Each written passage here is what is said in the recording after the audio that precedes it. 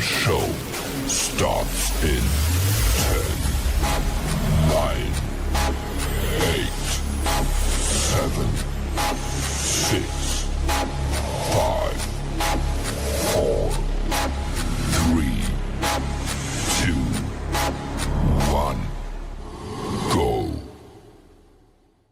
The following content contains adult language and humor that is not suitable for viewers under the age of 18.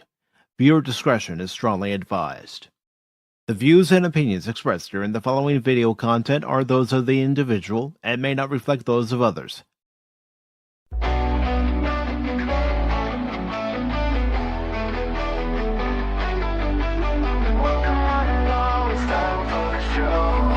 Pacific414 Pop Talk is here.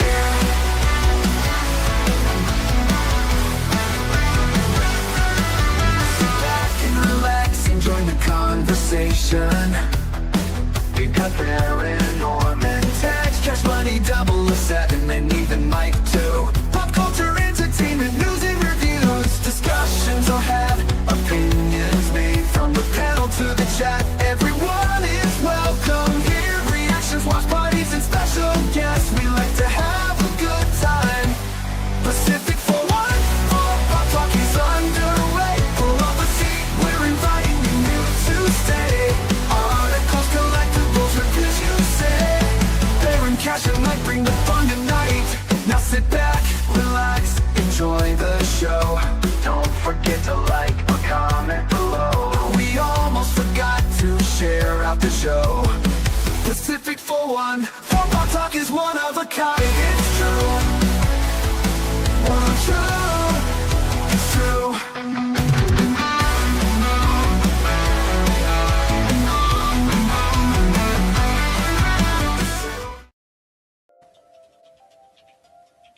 Good morning, good afternoon, good evening, and welcome one and all to the Sunday edition of Pacific414 Pop Talk, along with Cashmoney007. I am your host, Mike, and tonight we are going to be talking about Kathleen Kennedy stepping down from Lucasfilm after years of false alarms, rumors, speculation.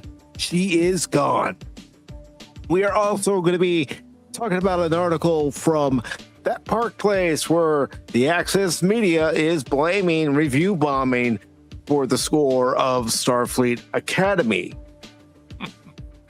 I watched part of the show as much as I could, and I couldn't get through the rest of it because it's hot garbage. We are also going to talk about an article from Geek Tyrant that has two of the writers from K-pop Demon Hunters prepared to write Tim Burton's take on Attack of the 50-Foot Woman. And, of course, we are also going to talk about the Paramount Warner Brothers Netflix fiasco. And is President Donald Trump to the rescue? Or is Paramount prepared to sue Warner Brothers and Netflix for control of Warner Brothers?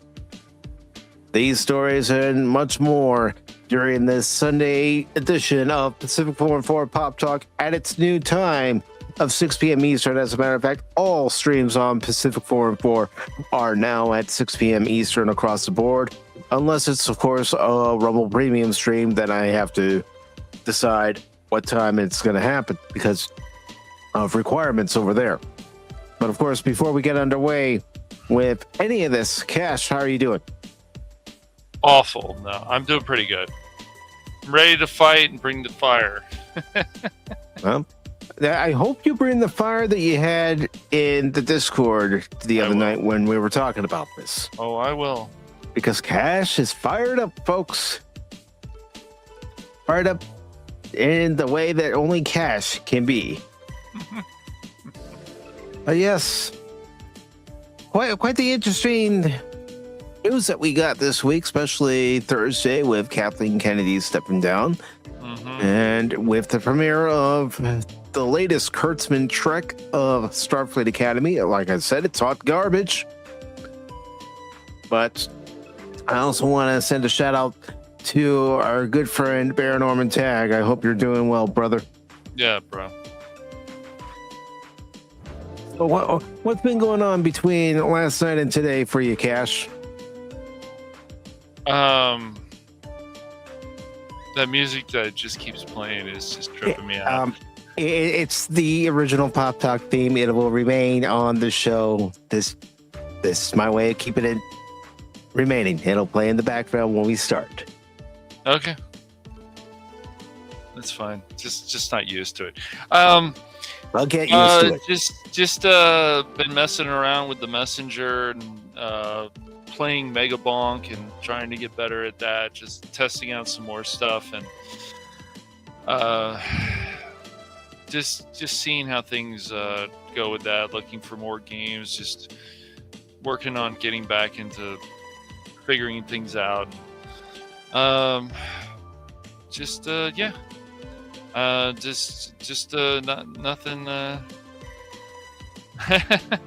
Nothing too exciting. Nothing that exciting, but just reading some stuff all the time and just trying to pay attention to stuff. So I don't know. It's just but the Messenger so far has been fun, and I'm like, okay. Yep.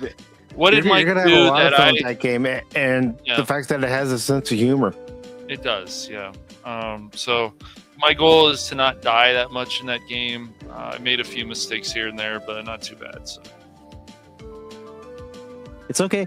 It takes a little bit of a learning curve, but it has aspects of Ninja Gaiden and a few other. Yes, it does. 8-bit classics. Inspired by Ninja Gaiden. It's quite amazing what that game Ninja Gaiden did. I also watched a video about this black comedian. I don't know his name, but he was talking about how Street Fighter, there's no blood, you don't rip off someone's head. I couldn't stop laughing, but it's true. It's all true. Yeah. Yeah.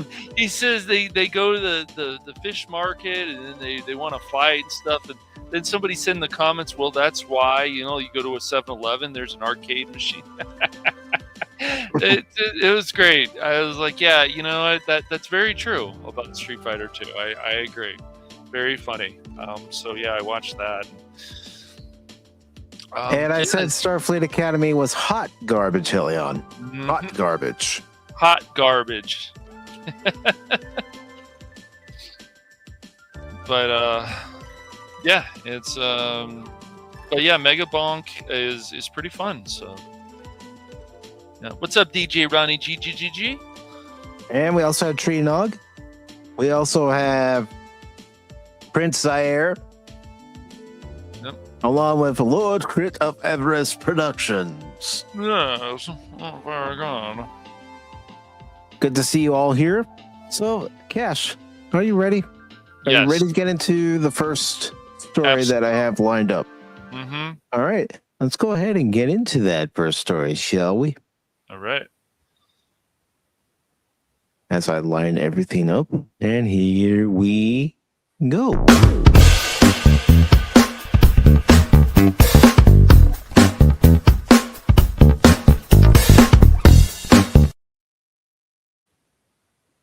Our first article of the evening is from Geek Tyrant, and it says K-pop Demon Hunters duo set to write Tim Burton's take on Attack of the 50-Foot Woman. What, is it going to star Sydney Sweeney as the 50-Foot Woman? Maybe. I wouldn't be opposed to that. We need another remake for some reason. Okay. Well, yeah, we need a remake of a remake of a remake. Yeah. All right, so this article was posted 6 days ago. It's by Joy Parr. And it says the creative team behind one of animation's biggest recent hits is leveling up in a big way. Danya Jimenez and Hannah McMechan, the screenwriters who helped turn K-pop Demon Hunters into a global phenomenon, have landed their next high-profile project. The duo has been tapped to write the screenplay for Attack of the 50-Foot Woman, which is being reimagined with Tim Burton attached to direct and Margot Robbie starring. Okay, I'll take Margot Robbie. I don't know about anyone else, but not bad. But they say it's a reimagining, and We've heard that word for far too long. It makes you go, oh no. At least it makes me go, oh no. The project is coming together at Warner Brothers Pictures, which brought Jimenez and McMechan on board after the news of Burton's involvement surfaced in 2024. The film updates the 1958 sci-fi horror classic B movie, that's what it is, about a wealthy heiress who grows to a colossal size following an alien encounter and takes advantage on her unfaithful husband. Burton, whose filmography includes Beetlejuice and Mars Attacks, is also producing alongside Andrew Mitton and Tommy Harper. An earlier version of the script was written by Gillian Flynn. The production lineup is equally impressive. Lucky Chap, the company led by Margot Robbie, Tom Ackerley, and Josie McNamara, is producing and developing the film, with Morgan Begg overseeing the project as director of development. For Jimenez and McMechan, the leap to a Tim Burton directed studio feature follows a breakout run that started with K-pop Demon Hunters. The two met while attending Loyola Marymount University, later landing a script in the Sundance Feature Lab. It was there that fellow writer Nicole Perlman pitched the idea that eventually evolved into K-pop Demon Hunters, which they wrote alongside co-director Maggie King. Says here, we started writing that in 2020 during the pandemic. At first, we were like, this is going to be the biggest movie ever. And then as time passed, we were like, maybe it won't get made. Who knows? And then we were on set this summer and the trailer dropped and we were shocked. You don't really expect anything from this career. You're just grateful to get paid. And if something happens with it, that's great. Adam McMechan, this was truly the first time where there was all this manpower behind it, and it felt like it was on track to be made. Since its release last summer through Sony Animation and Netflix, K-pop Demon Hunters had exploded into a worldwide hit. The film became Netflix's most watched movie of all time, while its soundtrack smashed records on the Billboard 200. It's also earned 3 nominations at this year's Golden Globes, including Best Animated Motion Picture, Best Original Song, and Cinematic and Box Office Achievement. Now, with Attack of the 50-Foot Woman in their hands and Burton shaping the vision, Jimenez and McMechan are stepping into the kind of genre playground that feels perfectly suited to their offbeat instincts. And this is from the writer. It's a cool pairing of a classic sci-fi surreal style and rising screenwriting talent, and it'll be exciting to see just how massive this new take becomes. All right, so Cash, what are your thoughts? Well, 50-Foot Woman, good grief. Have I even ever watched that movie? Some of these films. Whenever I hear words reimagine, even if people like Tim Burton is part of this stuff, I just go, can't you guys just do something else? Really? Why do we need to always continue to do this? Either movies that don't need to be continued on, or remakes that just don't need to be made. Just watch the original and remaster it. I don't really understand these decisions. What it comes down to is, I believe, though, Mike, is it's for the new audience. The modern audience. Are they going to have the same jokes, though, as the remakes? Are they going to have the same this? Are they going to have the same that that we've seen before? It doesn't make any sense to me. Anything that I've seen lately where they're like, let's do a reimagine, or let's do this, let's make the Teenage Mutant Ninja Turtles look like they're on steroids. That's awesome in a live action movie. That's great. What a great idea. I don't understand. Can't Tim Burton do something else? I'm still disappointed, even after all these years, when Tim Burton did Alice in Wonderland. I wanted the Alice that I saw from the game, not that Alice. And it just wasn't very good. I never cared to watch Dumbo. I remember they're like, we're going to take the crows out. And I was like, because no. they were quote unquote offensive. Right. It's just it's just old and tiresome and just ridiculous. So yeah. Sometimes it does work. Sometimes it does. Kurt's got a point. How to Train Your Dragon did. It's just it wasn't bad. It did. I don't still think it needed to be made, but I just a lot of this stuff really they just don't care enough. No, not Alice from Sword Art Online. Alice in Wonderland. They did that live action movie, and they did 2 of them, I think, actually, if I remember. I didn't see the second one. It wasn't the Alice I wanted. The Alice I wanted is from the Clive Barker, right? I think that was one, yeah. From the games where she like goes to a mental institution and she's running around with a knife. I thought it was very interesting and creative. But no, we don't get that version of Alice on screen. No. And we won't. And yeah, a lot of remakes don't live up to the original because they don't have the same creative talent. Because Hollywood lacks that creative talent nowadays. Why do you think we're getting all these reboots, remakes, reimaginings of established franchises? All the time. It never stops. And fine, you can look, some of this stuff is going to keep continuing. We're going to get Ice Age 6, 7, 8, 9, 10, 15, 18. No, Ice Age 1000. Really, yeah. Okay, maybe I'm exaggerating, but not by much. The thing is, if people still want to do it, but it's just like, look, I saw that horrible Lightyear movie. That was awful. And the reason I saw it is my brother's like, let's go watch it. It was terrible. Especially as a Pixar film of all things. It was the plot, and it wasn't so much even the agenda in the movie.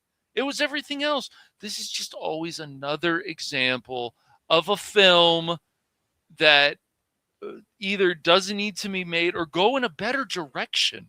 It's just a lot of these. Look, I even tried that Naked Gun movie, and I know Crit being in here, he liked it, and that's fine. It's fine if you like this. Really, I tried the Dungeons and Dragons film.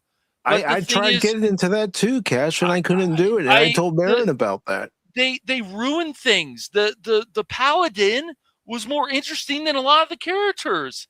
The Bard or the Minstrel, he was the leader of the group, but it wasn't like the Minstrel like you see in the game if you played A Bard's Tale with the cockiness and the other stuff. It was like, oh, I'm sorry. I shouldn't have done this, crew. Why did I do this? That kind of stuff. Just missing the mark on things. And Hugh Grant was like the best thing about that movie besides the only good thing about that movie. I know. Except the Paladin, because he wasn't in it much, but when he was on screen, it was like, oh, this has actually added something. They were trying to do something. I give them some credit, but it wasn't working. They could have done more of a campy thing that we've seen in the past. And this is it just keeps going in layers all the time, all the time, never stops. And so and guess what? These movies aren't doing well. Then you have films like Transformers 1, and however you feel about that movie, poor marketing where they first showed the trailer. How can you Paramount guys do and this Hasbro stuff? all the way? Yes. How can you do this stuff? So then you get into this whole thing. Oh, well, who should own Warner Brothers?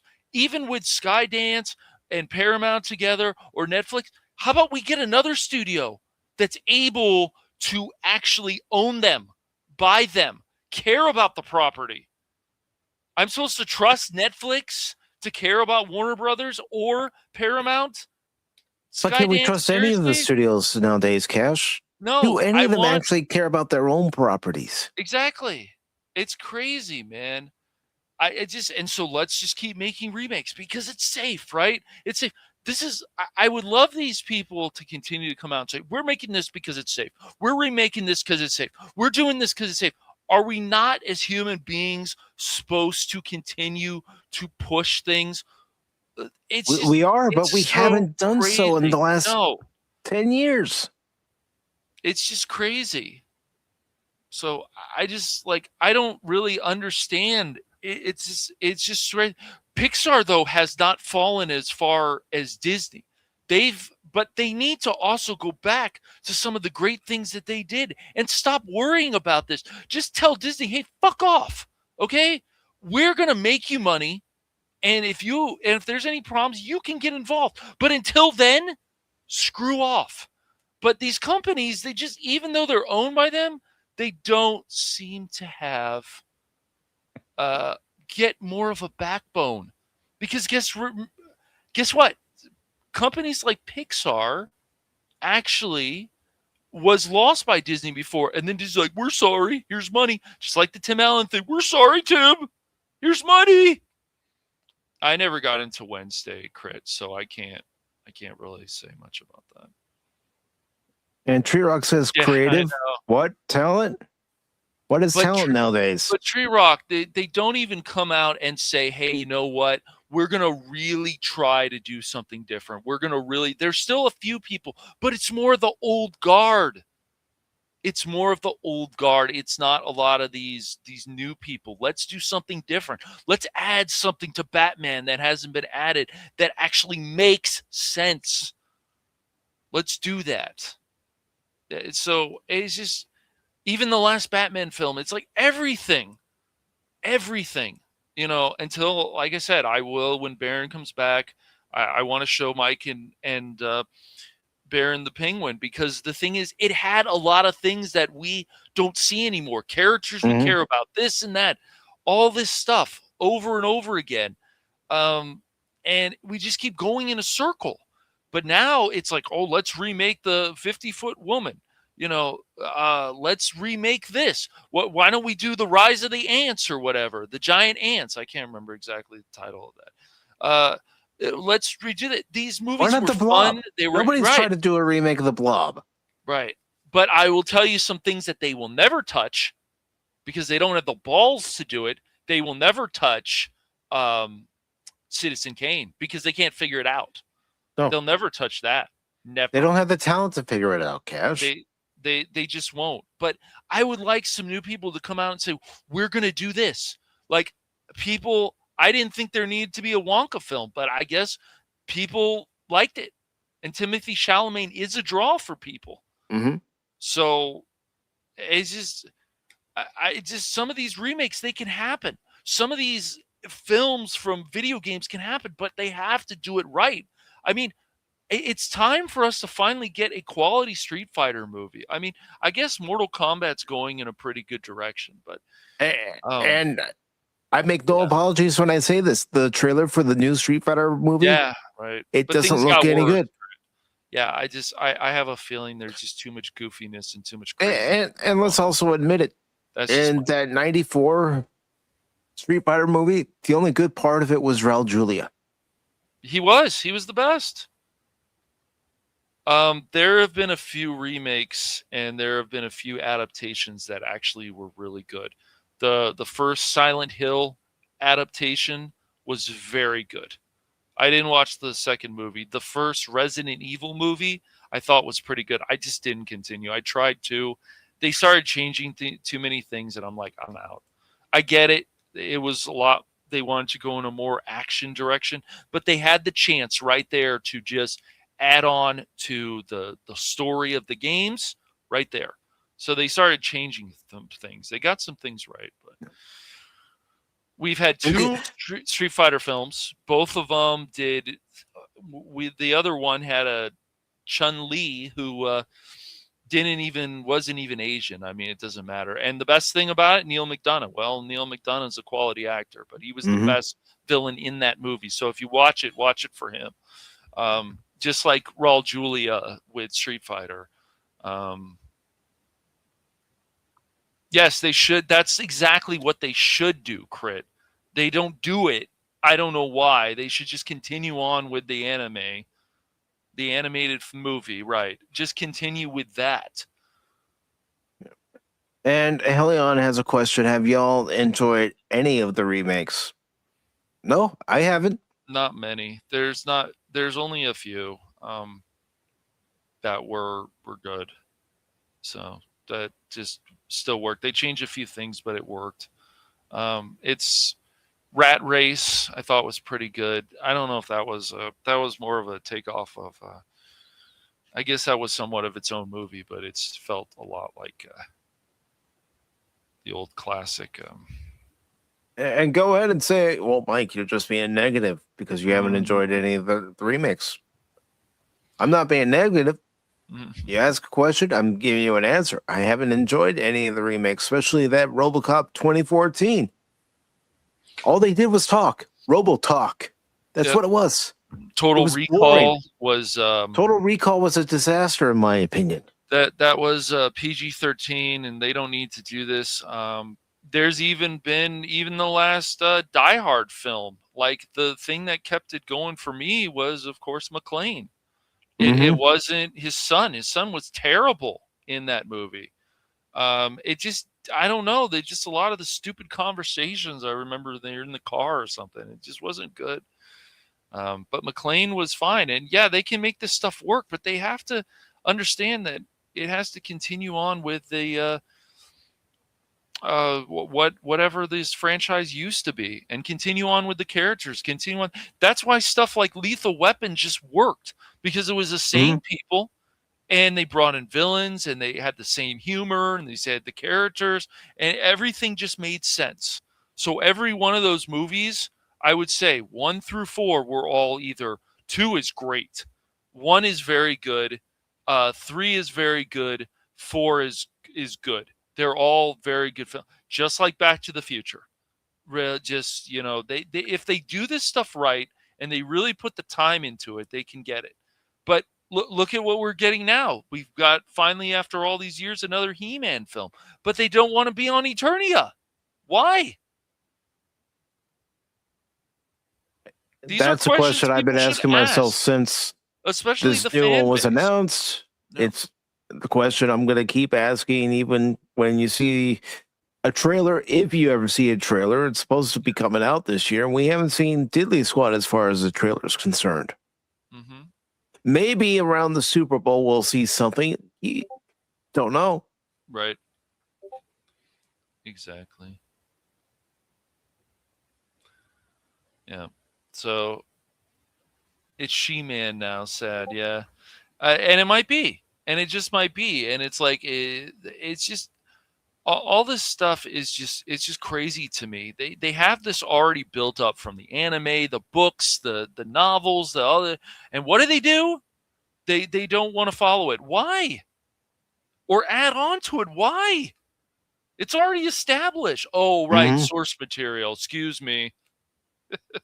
So let's do more remakes.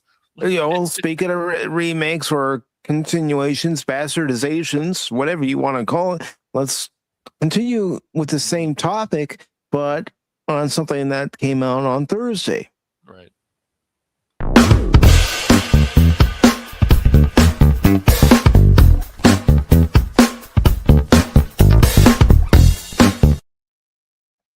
This next article comes from That Park Place, and it says Access Media blames review bombing as Star Trek Starfleet Academy audience scores plummet. They go back to the same old song and dance. People don't like it. Well, they're misogynist. There is O's, Yahtzees, whatever. It's review bombing. No, it's because the show genuinely sucks. I couldn't even finish the fucking episode. I couldn't, Cash. I understand. I get it. I had to turn it off. I was trying to give it a watch so I have something to stand on, a base to stand on. When it comes to talking about the show, what I saw, it wasn't entertaining. It wasn't Star Trek, that's for sure. And it hasn't been Star Trek for the last 9 years of Kurtzman crap. Funny. And this was just posted today on That Park Place, and it's by Marvin Montanaro. And it says, Hollywood's media class has a familiar response whenever a high-profile franchise release fails to resonate with audiences. The problem isn't the show, it's the fans. That's right, Tree Rock, Crit, Lady Mist, Phil, Helion, Tree Nug. It's our fault. Then that narrative is once again being deployed following the debut of Star Trek Starfleet Academy, as multiple outlets rush to dismiss overwhelmingly negative audience feedback as so-called review bombing. Is it really review bombing when you show the first episode live on YouTube and all I can get is 1,300 views? Live views at that? Is it really review bombing? Is it really review bombing when Nerdrotic can put a Spock figure on a live stream and get more views? It's true. Than this drivel. What does that tell you about a modern entertainment? Tells you it sucks. It tells you it absolutely sucks. It shouldn't be hauling garbage. It should be hauled away at garbage. The trouble with tribbles. Best quote. Okay, there are a few others. But no, I couldn't. It was. I mean, Holly Hunter, she may be an Academy Award-winning actress, but she's miscast in this. Oh, let's throw a throwaway line for the Doctor from his first appearance in Caretaker. Tricorder? Medical tricorder. Yeah, we've heard that before. I want to learn, what the Doctor's experienced since last time we saw him in Endgame on Voyager. But we're not going to get that information. No. It says, rather than holding up a magnifying glass to see why the latest Star Trek entry is being rejected by a significant portion of viewers, a significant portion of Star Trek fans, because you go on X, you go on Facebook to any Star Trek group, and there's a good amount of people who are Star Trek fans who do not like this, who do not like Kurtzman Trek. And it says that with this being rejected by a significant portion of viewers, the focus has shifted to questioning the legitimacy of the audience response itself. The result is another case study in the growing disconnect between professional entertainment media and the consumers they claim to represent and serve. Hollywood is so out of touch. I mean, whenever you see an actor or actress on the red carpet spouting their latest and greatest cause that they only found out about maybe hours before the red carpet, it makes you wonder how educated these people actually are. Mm-hmm. A widening critics audience divide. As of this writing, Star Trek Starfleet Academy holds an 87% critic score on Rotten Tomatoes.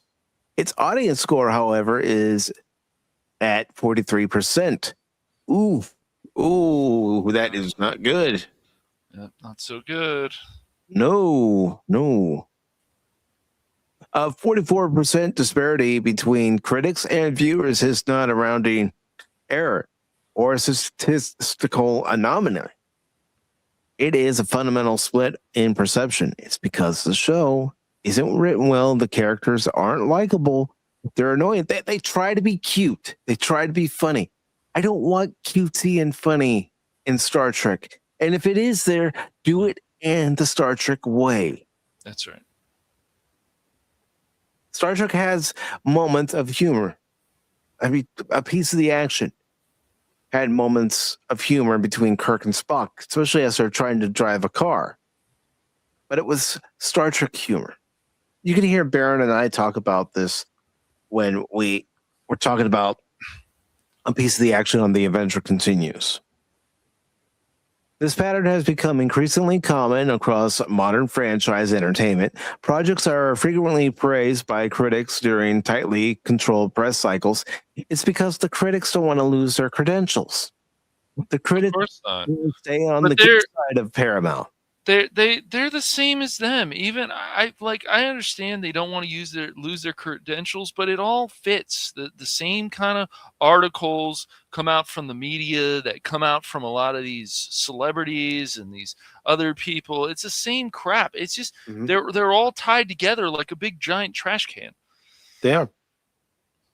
And it also goes to a point where, you know, someone says, well, I'd rather hear what a professional reviewer has to say about something than listen to one of you guys. Well, with a professional reviewer, they're a paid shill. They're going to shill out for this particular show. Again, to keep their credentials, to make sure that they get to go to future screenings of movies and shows. It's not that. They all think the same way. So, you know, it's an echo chamber. Crazy. Yep. That's all it is. And it says only to encounter skepticism or outright rejection once they reach the general public. Instead of acknowledging that disconnect, the industry increasingly frames dissent and suspect. The assumption appears to be that audiences must be acting in bad faith if their opinions differ too sharply from those of professional reviewers. Well, I may not be a professional reviewer, but I know what I like in my entertainment. I know I like good character growth, good stories to go along with that good character growth. A good story arc always helps. Yep, it does. Yeah. The problem with that Park Place, though, that I've seen, of course, they're like, oh, well, you know, our articles are so good that I want you guys to start paying. Well, I mean, they have a right to do that, but But they're not the only ones doing that, Cash. Nope, they are not. Bound in the Comics has done that. But you will also notice, even with these sites that are more on the right, too, they change things, too, that are stupid. They do. So, you know, they're not. But I would definitely say a lot of the mainstream media, even from the IGNs, the PC gamers, all these other different ones, are all have people that are definitely on the more left side of things. Many things. And hello, Lady Miss. It is good to see everybody here today. And it says, review bombing as a narrative shield. The term review bombing originally referred to organized efforts to artificially manipulate review sources, often disconnected from the content itself. In recent years, however, it has been repurposed into a catch-all explanation for audience dissatisfaction. Hey, you know what? If I go to a restaurant and I'm not satisfied with the service and the food I get, I might give that restaurant another chance because maybe it was an off day. But if it continues to happen every time I go there, I'm going to stop going. Exactly. It says where viewers respond negatively in large numbers, the label is applied reflectively. It says even when there is no evidence of coordination, automation, or external campaigns, in practice it functions less as an analytical conclusion and more as a rhetorical shield. We've seen this exact scenario play out with many progressive studio projects from Snow White and the Marvels to Stranger Things and The Last of Us. Yeah. Yes. Fans didn't like the ending of Stranger Things. They didn't like it at all. No, many of them did not. Of course, I only watched season 1 of The Last of Us. I couldn't do it by the end. It's like, no, I'm not watching season 2. Screw that. By framing criticism as malicious, outlets are able to avoid more uncomfortable questions whether franchise fatigue has set in. whether creative decisions are alienating longtime fans. Well, I think you nailed the point right there, Montanero, by saying creative decisions are alienating longtime fans, because the creative decisions with Kurtzman Trek have done exactly that. I know there are people who like season 3 of Picard, but there were still many issues with that particular season. Cash heard it from me. Crit heard it from me when we were watching in Discord. Yep. We all. Or whether. Oh yeah, I did. I still do. Me or too. whether modern iterations are failing to justify their existence beyond brand recognition. Audience-only platforms tell the same story. The claim that audience backlash is artificial becomes even harder to sustain when looking beyond critic-driven platforms. On Criticless, a site that measures only audience sentiment and excludes professional reviewers entirely, Starfleet Academy currently holds an 8% heinous rating, the platform's lowest classification. Ooh. Not only is this being hauled away as garbage, it's being pushed out of the airlock.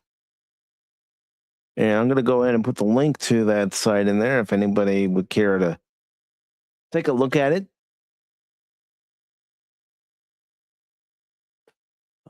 There we go. It goes on to say that the score reflects unfiltered viewer reaction, free from studio access, embargoes, screenings, or industry incentives. It suggests not confusion or manipulation, but a strong and consistent rejection of the product itself. That's what we need. We need to hear from actual people like us, who will actually take the time to sit down and watch a show or watch a movie and give our honest opinions. When multiple independent platforms point in the same direction, dismissing them all as bad faith actors becomes increasingly implausible. Well, they don't like it that people are going out in droves praising the series to high heavens. That's what they don't like. The YouTube premiere undermines the claim entirely. Paramount Plus also released the premiere episode of Starfleet Academy for free on YouTube, a move presumably intended to broaden exposure and generate goodwill. But at the time of writing, the official YouTube upload shows approximately 5,800 likes compared to more than 17,000 dislikes. Again, 17,000 dislikes. What does that tell you, Cash? What does that tell you, anybody? There's some major issues with the show. We're having issues here. Battle stations. Captain, the warp core is going critical. That translates to a dislike ratio of roughly 74.6%, meaning nearly 3 out of every 4 reactions are negative. This metric matters because YouTube reactions are immediate and low friction. Viewers do not need to write reviews, register accounts on specialty sites, or coordinate messaging. They simply react to what they've watched. A response that lopsided is not easily dismissed as manipulation. Audience fatigue is not a conspiracy. The simplest explanation remains the most credible. A significant portion of the audience watched Starfleet Academy and didn't like it. Yep, right here. I know I keep saying it, but I didn't like it. Years of uneven franchise output have eroded goodwill, and new entries are now judged more harshly, not out of malice, but out of exhaustion. When a series arrives carrying familiar creative sensibilities that viewers have already rejected elsewhere, skepticism is a rational response. Treating that skepticism as an attack only deepens the divide. What the media still refuses to confront. The real story is not that Starfleet Academy has been review bombed. It's that the large segments of the audience no longer trust the media narratives surrounding major franchise releases. No, we don't. We've lost our faith in the news media, whether it's entertainment news media or current events. In any aspect of the media, we've lost confidence in them because they keep spinning narratives. Audiences are not obligated to agree with critics. They're not required to embrace a show because it aligns with industry-approved messaging or branding strategies. And they are not acting in bad faith simply because their reaction disrupts a carefully managed press cycle. No. Individuals like Jeff Sparks, Lady Miz, Teleon, Tree Rock, Tree Nug, anybody who happens to be listening and watching right now are capable of making up their own minds when it comes to a movie or TV series. We don't need someone to tell us what our opinion should be. When a critic's audience scores, fan-only platforms, and even YouTube reaction data all point in the same direction, the accusation of review bombing starts looking more like denial than analysis. Yeah, they are in denial. They are in denial because they're thinking that their Star Trek is the greatest Star Trek ever made, that it wraps itself around the ideals of Star Trek, when all it does is put up a middle finger to the previous shows, previous iterations, and take a big dump on the carpet. That is Star Trek. It says whether the industry chooses to acknowledge that reality remains to be seen. Do you think Star Trek Starfleet Academy is the victim of review bombing? No. I think fans have had enough. We've had enough for quite a long time, and we're saying no more. We're sending a message to the current owners of Paramount in Skydance, David Ellison, saying no more of this shit. We don't want any more of this shit. Bring back good Star Trek. Bring back good Doctor Who. I know Paramount has nothing to do with Doctor Who, but the point I'm making is that we are tired of this drivel. Give us thought-provoking Star Trek like we used to have. Nope. Please. They don't care, though. No, they don't. Their mindset is all on other dumb shit. And then they want to blame other people. This is the same thing with review bombing of games, review bombing of this, review bombing of that.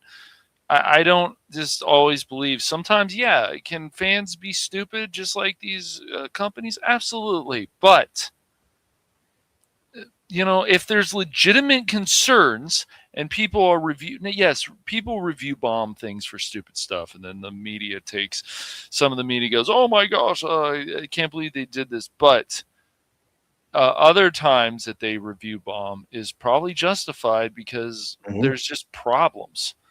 And people do not like that.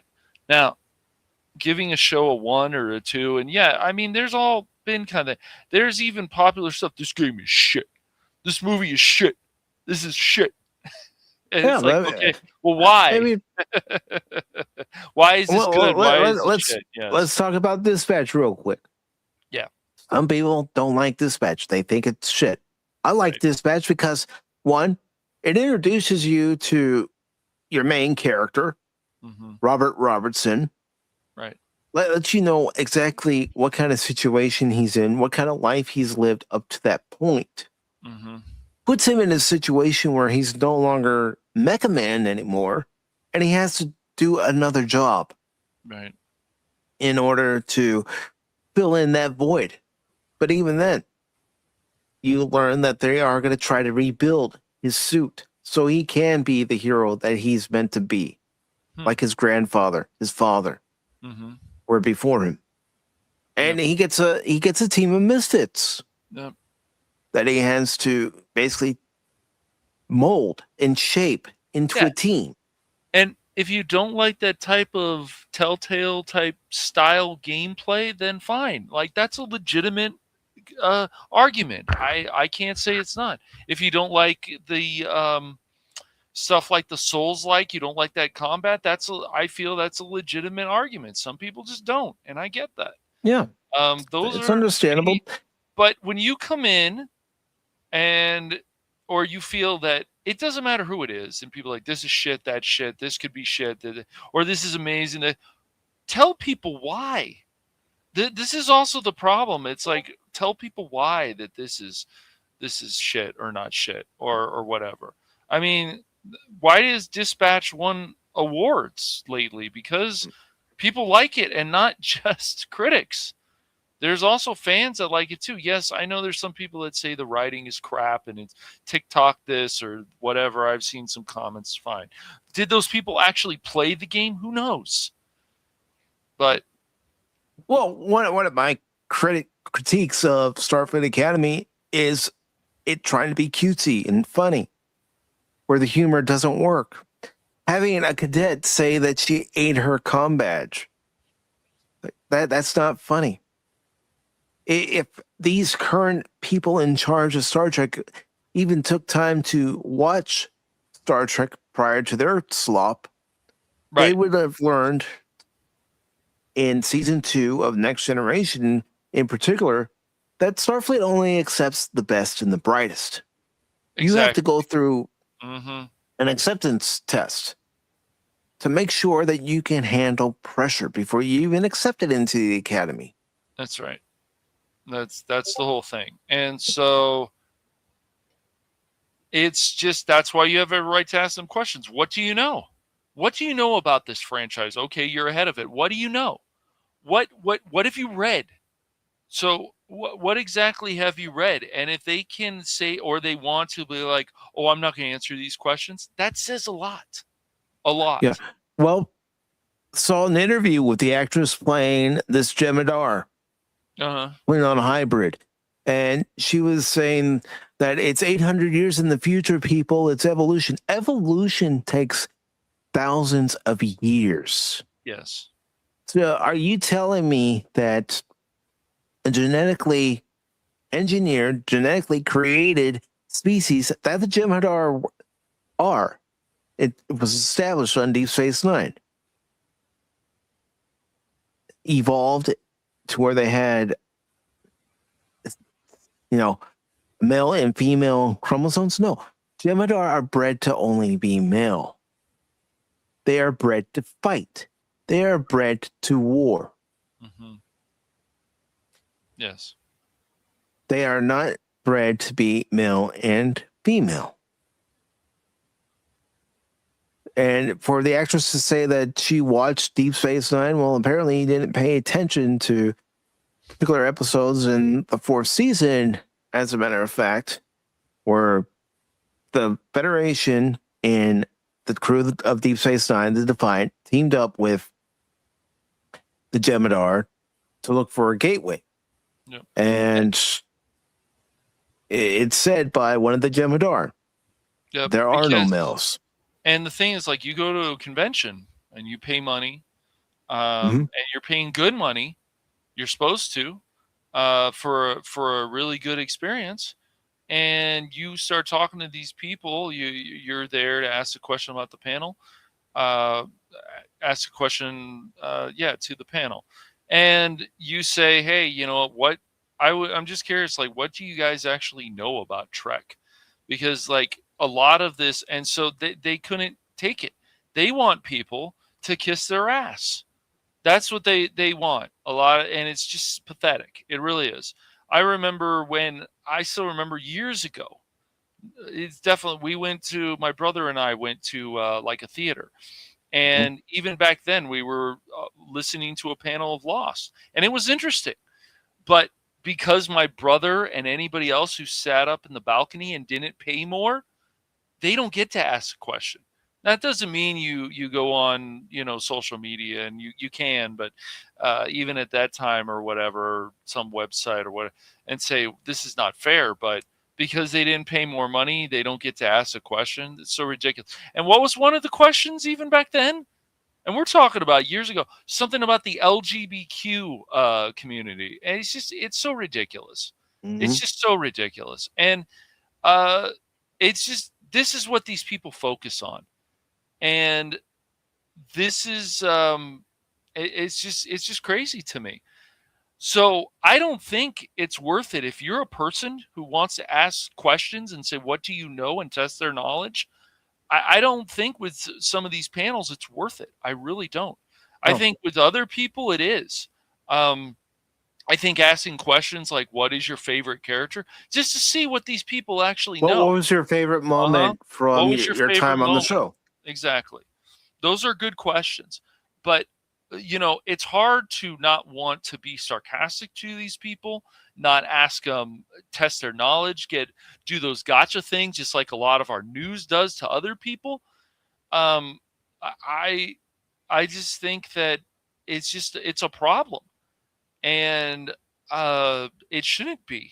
You should be able to ask, especially if you've been waiting for like a few days just for this panel, and you want to ask your question, and the way that they treat you, it says a lot.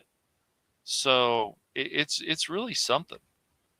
Not all these people do that, but if these people really care about their character, like they claim and there are people who still do, but if you don't like what's going on with Trek, I will tell you this right now: do not waste your time going on one of these panels and trying to get an answer from them, because you're probably not going to get the answer that you like, and that's okay. But no, I mean, Robert Picardo, who was on Voyager, had come out and said Star Trek has always been woke. Yeah. And no, it hasn't. It's always been thought-provoking. Right. It's always presented multiple sides to a conflict, an issue, not just one side. Yep.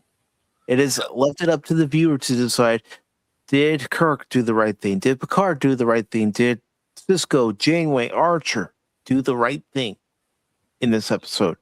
Mm-hmm. And Star Trek has also talked about medical advances in prior shows. Yes. And with those medical advances, because I'm also addressing Jet Sparks' question here, there are diseases that have been cured in Star Trek's future. And, illnesses that were thought to be dialysis. Mm-hmm. Yes. Yeah, you bring up a good one. Mm-hmm. Dr. McCoy comes across that woman in Star Trek 4 when they're in the hospital. Yes. And he asks her what she's suffering from. And she says kidney dialysis. And McCoy's all, kidney dialysis? What is this? Mm-hmm. The Dark Ages or something, yeah. Yeah. And he gives her a pill. He says, take this. If you have any questions, just call me.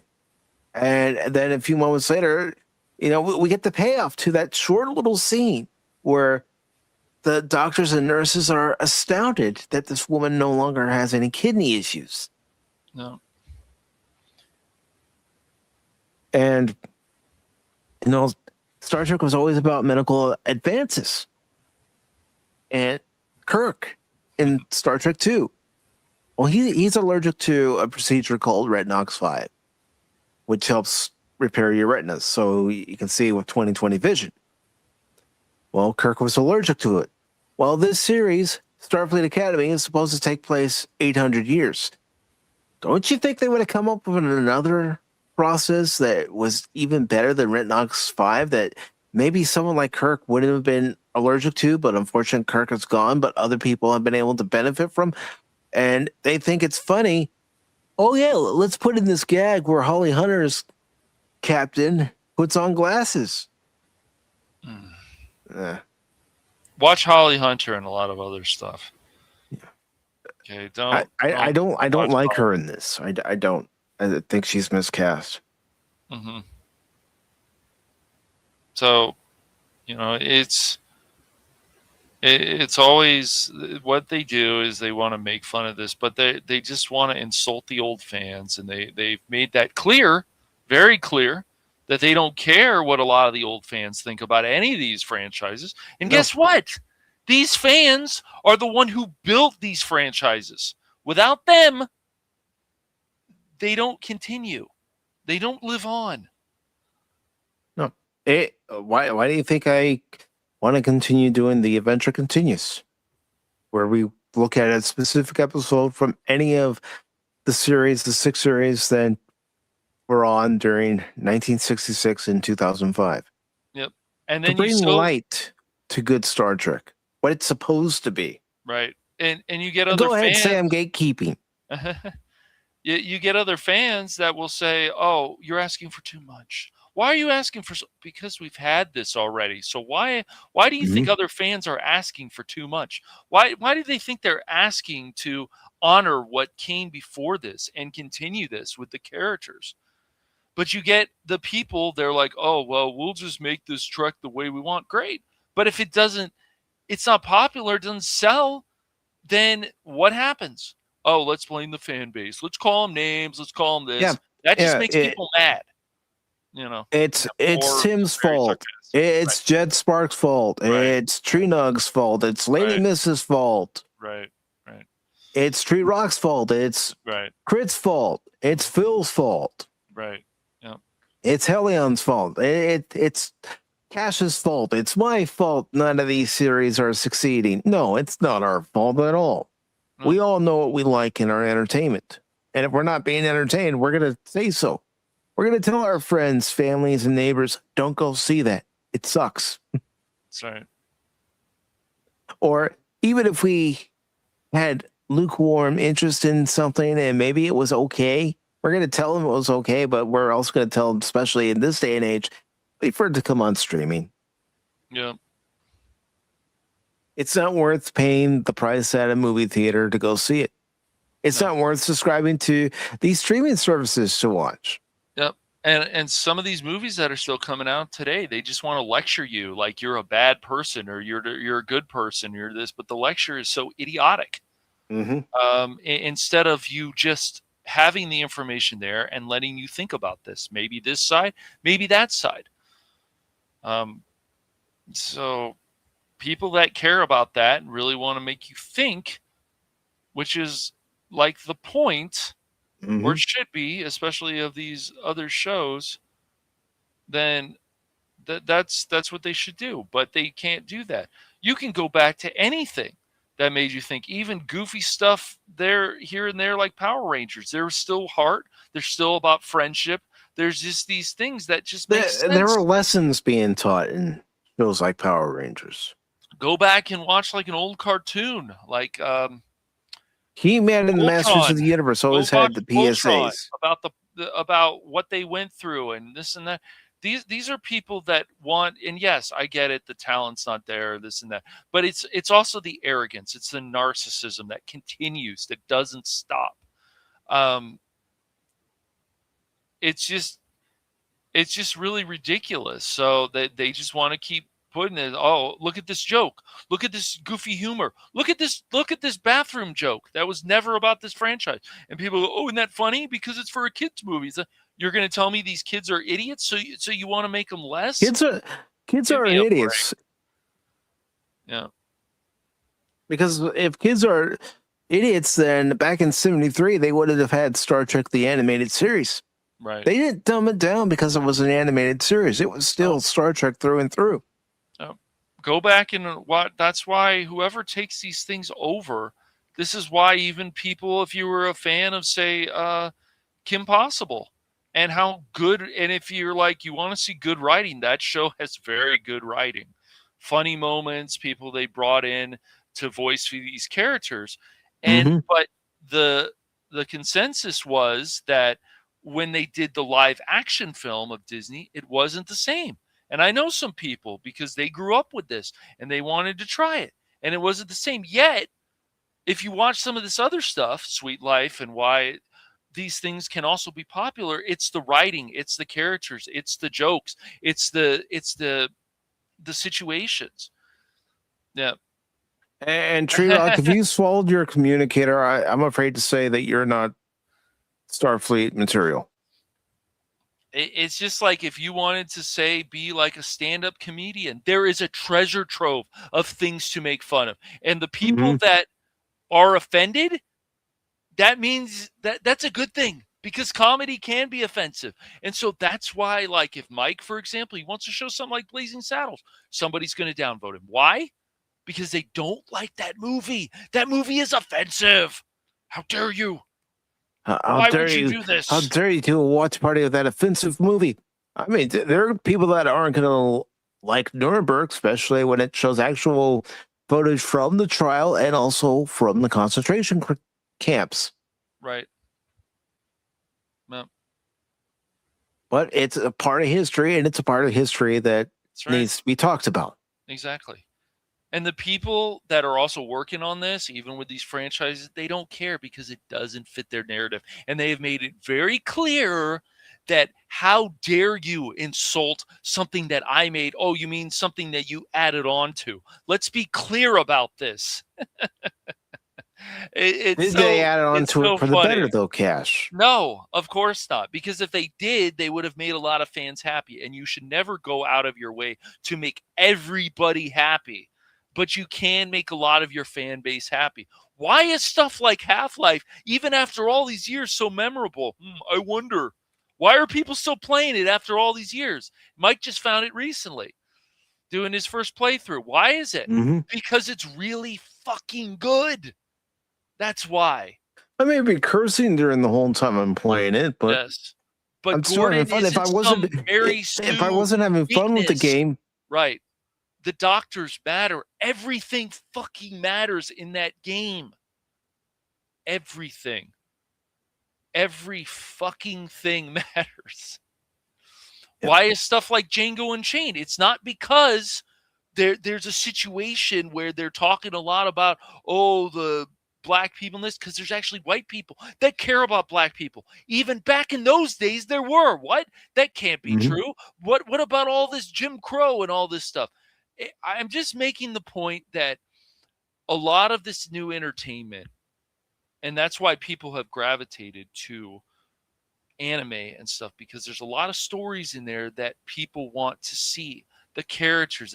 There's still people, though, that care about what is going on. There's still a few people, but once again, it's the older guard. But I think people like Timothée Chalamet that I've seen, he cares about really putting in good performances, and that's what you need.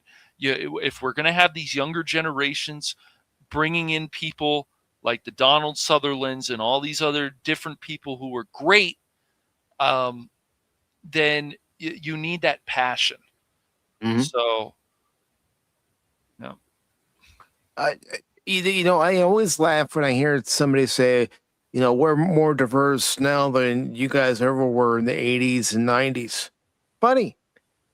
You look at last night's episode that we watched and discussed, Emissary from Deep Space Nine. And what do you see? People of different ethnicities. That's right. And I'm not just talking about the people in alien makeup. I'm talking about the actual humans that you see on camera. People of different ethnicities on the show. And they had lines, too. They were made important. Yeah. It's just, it doesn't matter what it is. The only one that's tired of this BS. I'm tired of this BS. It's not, it's just like, why did all these shows go wrong? Why is something like Boondocks popular? Watch the show and analyze it. Why is stuff like King of the Hill so popular? Why did Futurama be so, why was there so many good episodes of Family Guy? Why was The Simpsons so popular in the beginning? It goes on and on. Like, The Simpsons could end, but the funny thing is, there's still people there, surprisingly, that are still trying.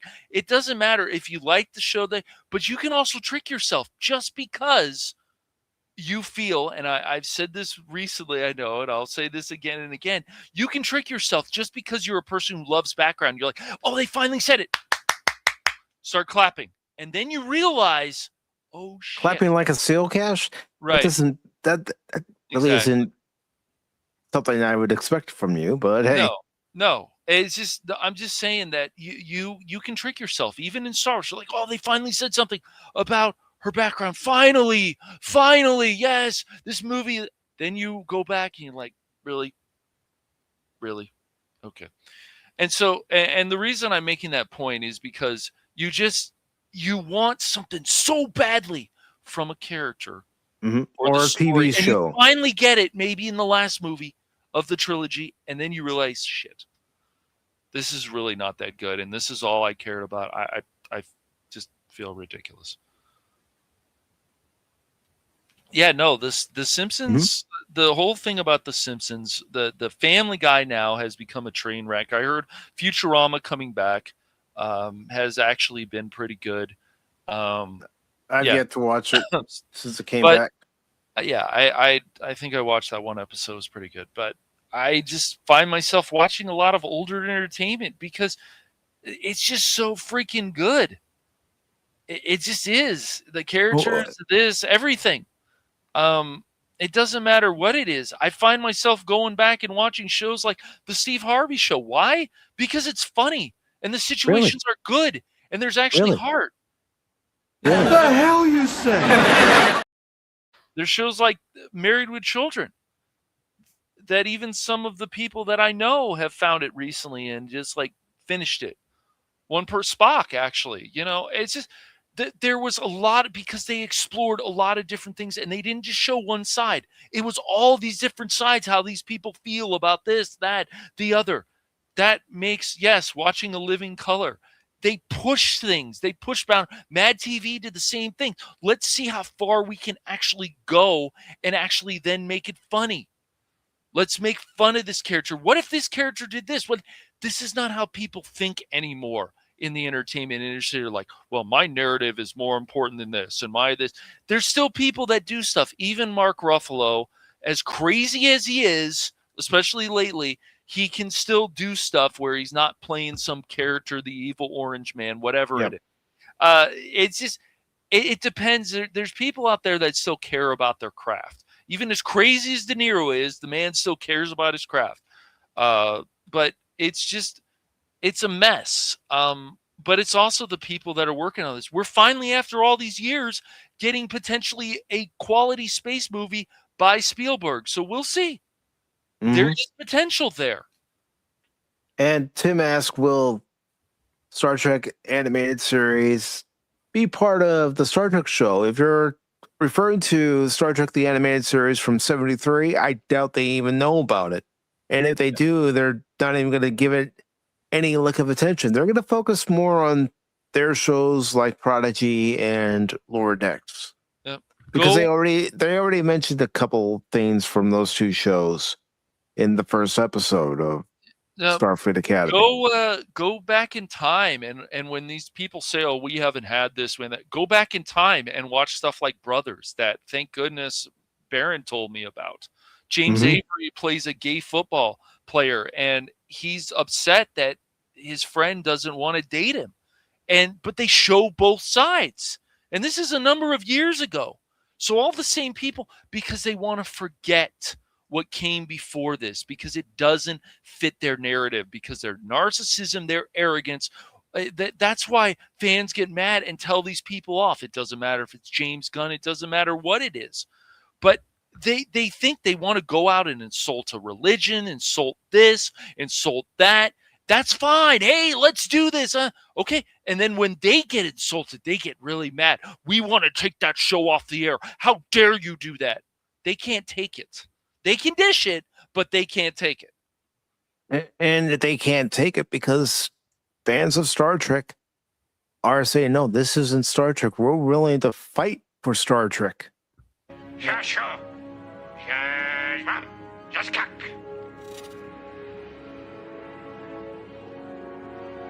He said, today is a good day to die.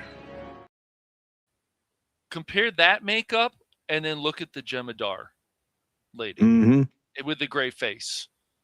Do you see less personality? Now, other people don't care about that, and that's fine. But if you really dig deep into these shows, especially stuff that you like, You can find out why is stuff like anime still popular after all these years? Because they're coming up with different stories. That's right. Exactly. It's something new. It's something fresh, and that's what we want. Something new, something fresh. We don't want something that's been retreaded over and over and over. Because the more you retread a tire, the less useful it's going to be. Yep. And sure, there's a ton of stuff, even about the apocalypse, but it's the way you do it. Why are they still reinventing stuff in even stuff like The Walking Dead? Because they want to see what else they can do. Change the zombies, make them this, make them that, because you want to keep trying to invent the wheel. If you care about your franchise, like you always should, you need to keep trying to reinvent the wheel. That's what they tried to do with Next Generation. That's what they tried to do with Deep Space Nine and Voyager.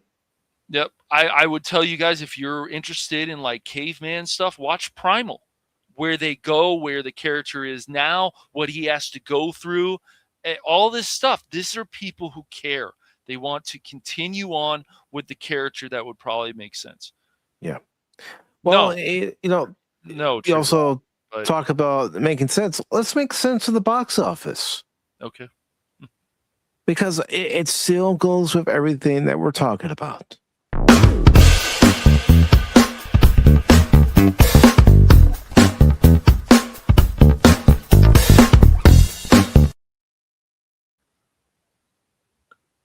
And no, don't remake Babylon 5. I know Michael Straczynski wants to do a remake of Babylon 5. Don't even touch it. It's perfect. Yeah, just leave it alone. But if entertainment was so mind-blowingly good, then why is the box office the way it is? Why is Avatar each and every weekend making less and less money here in the States? It's doing great internationally. I'll give it that credit. Mm-hmm. But here in the States, it keeps dropping lower and lower and lower. Yep. Yeah, it was the top movie this weekend, but only by a small margin. What's the total? Yep. Let's see. Look at that. Look, almost $1 billion internationally. Wow. Yeah, this is where all its money is coming from. Yep. Then you got this paltry amount here in the States. Yes. Oh, Lady Miss again. Well, remember, Lady Miss is going to make sure she goes to your channel, to my channel, not playing favorites. Right. Yeah, it's mostly a lot of international stuff. It's very interesting, but domestically, it's just not there. No, the totals aren't very much there. So, no, yep. Disney and Cameron better be thanking the international markets. Yes. I mean, Crit saw it. He said it was a lot of the same stuff. I mean, I'm not surprised. It doesn't, and if you want to go see it, that's fine. Like I said, if you're going to ever go see in any Avatar movie, you really want to see it, watch it once in 3D and then just forget about it. That's my advice. Well, if you want to see any TV show and movie to judge it for yourself, don't go by what someone else is saying. Do it. I've done it many times. Yeah. And look, this 28 years later movie, it's not doing well. Yep.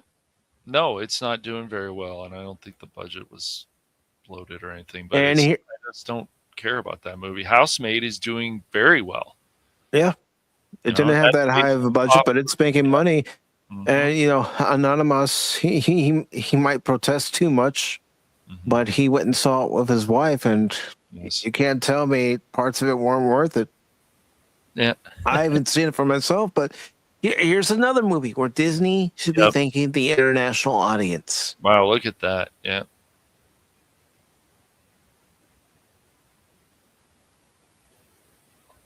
I mean, only 393 million here in the States, but 1.3 billion overseas. I only saw one entertaining movie at the movie theater last year. That was The Senior. I think I've seen that. True Rock, that goes back to what I said during our New Year's Eve stream, saying that you have to look for movies Yep. that are entertaining, that are good. They're not going to be advertised in front of you. It's not going to be dangling in front of you like a carrot. You actually have to look for it. And you found one. And speaking of Anonymous's favorite movie, I mean, that's not bad. I'm going to see what its budget was. I don't think its budget was all that high. No, I think it's been considered it's also based on a popular novel that I had heard of. But you don't always hear about a lot of these novels, even though they're considered popular. I mean, I read The Great Gatsby in high school, and I didn't care for it. I just didn't. I saw the last bored movie. by it. I just wasn't. It just didn't grab me for whatever reason. It just didn't. And I know it's considered an American classic or whatever in this. And look at this. $35 million was the budget for The Housemaid. Yep. So that would be considered a success. I would say so. Yep. 177 million. Yeah, I would say it made its money back and more. The first movie that I think Sydney Sweeney has been in that has been a success, I think. Yeah. I can't think of another one. She's only been because the movie that she was in based on Christy Martin, that unfortunately didn't do too well. It bombed. Yeah.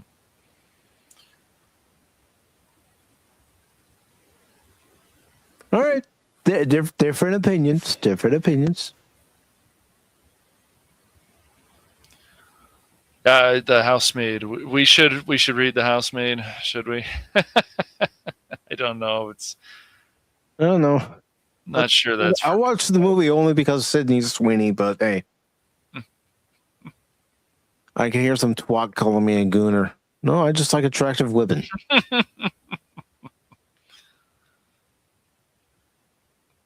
And Marty Supreme. Quality. You saw this, didn't you? Mm-hmm. And Cash said it was a quality film. Mm-hmm. And it's made $94 million, but its budget, I think its budget was high, very high. I'm gonna look that up too. I don't know. It might have been a bit high. Yeah. They had modern music in this, like they had 80s music when this movie is based in the 50s. I don't know. It's kind of weird. Okay, its budget was $65 million. So I'll share it here. Phil, I'm sure you did. Phil, I'm sure you did. $65 million, and so far it's made $94 million. So I wouldn't exactly call it a runaway hit. No. Nope. And Phil is saying, I had read a novel about a Frenchman in the 1800s that had a large chin. Okay, Phil. Okay, that sounds like a tall tale, but hey. Uh-huh.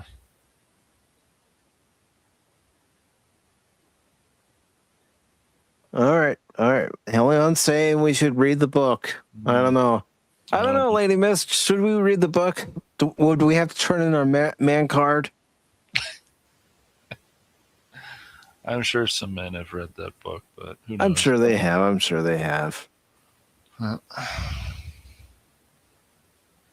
And of course, the new horror thriller from Paramount, Primate. Yeah, that movie didn't look interesting to me at all. Yeah. And then I'm surprised that Fellowship of the Ring only made $4 million this weekend. I would have thought it would have made more, especially with how good it is. But then it was only released in 1,686 theaters. That's not a lot. And the showtimes, I know my local theater was only showing Fellowship of the Ring on one day, and that was in the evening. Yeah, that's weird. Late evening.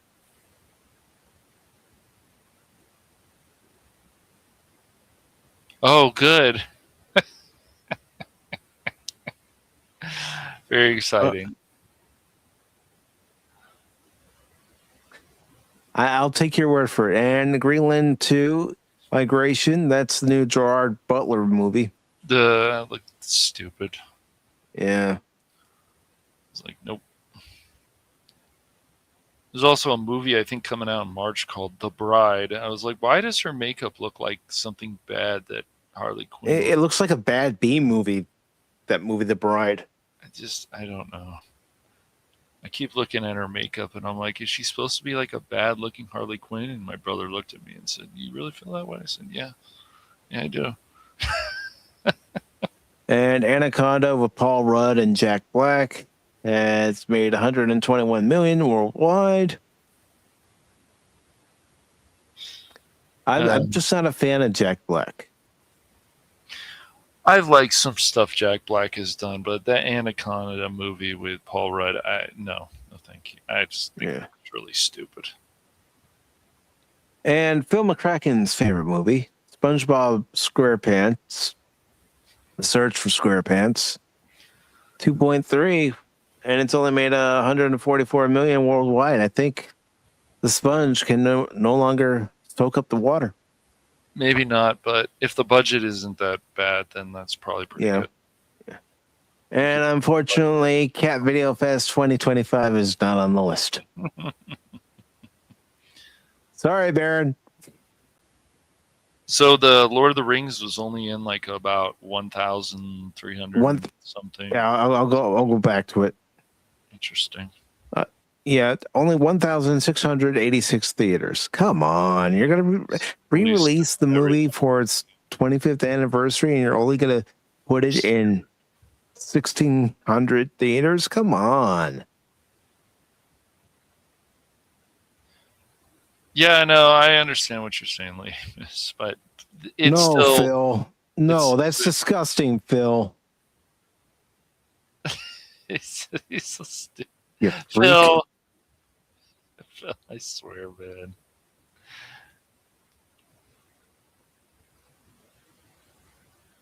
Well, for someone like me who's only seen it at home, never saw it in the theater, I want to see it. Maybe that might be not a bad reason, but yeah.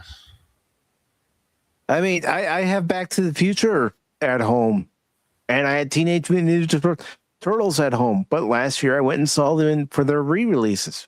Why? Because the opportunity was there. Oh.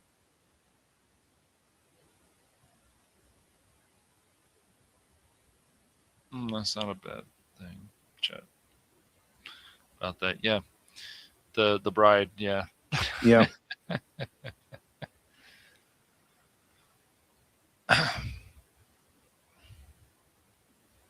Yeah, I know we had our watch parties of all three Back to the Future films, but still, the opportunity to see one of my favorite movies of all time in the theater setting again, it was worth it to me. Wasn't it a bit cheaper? Like when you saw Turtles in the theater, like what was it, like $7 or something? Yeah. Okay.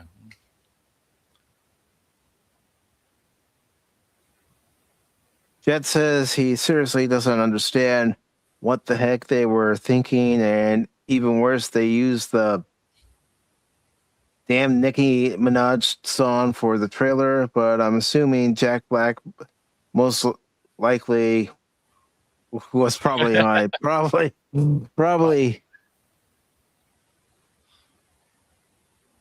Oh boy. Man. And Jet says the only films he's only good in were Tropic Thunder and voicing Bowser and the Super Mario Brothers movie. Those weren't bad. I mean, he also did Goosebumps. Yes, he was in a Goosebumps movie that I heard he was good in. I don't know. Jack Black has had some roles that weren't bad. Yeah. It's just... And let us know what you think about that movie, Tree Rock, after you've seen it.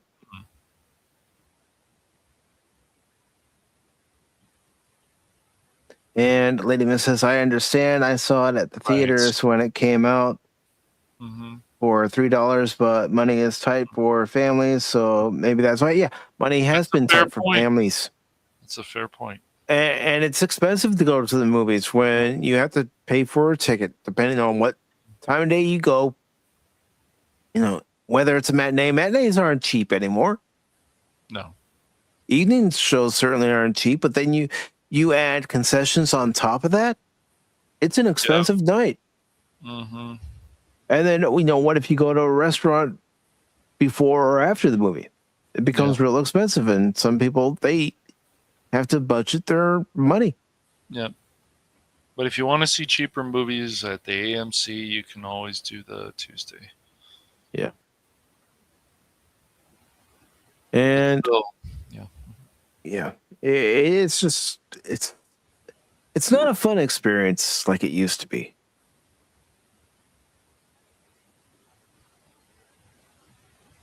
And Phil says he doesn't do movie theaters anymore. Yeah, I do on demand, rent it for a day and enjoy it. Yeah. Get a 50-inch TV screen and whatever, even 26, whatever. I mean, it's still, you can have a great experience. So. You can have a great experience. Plus, you can pause the movie, do what you need to do, and come back to it. Yeah. That's not a bad idea, Elian. Sneak in some drinks too. I bought it.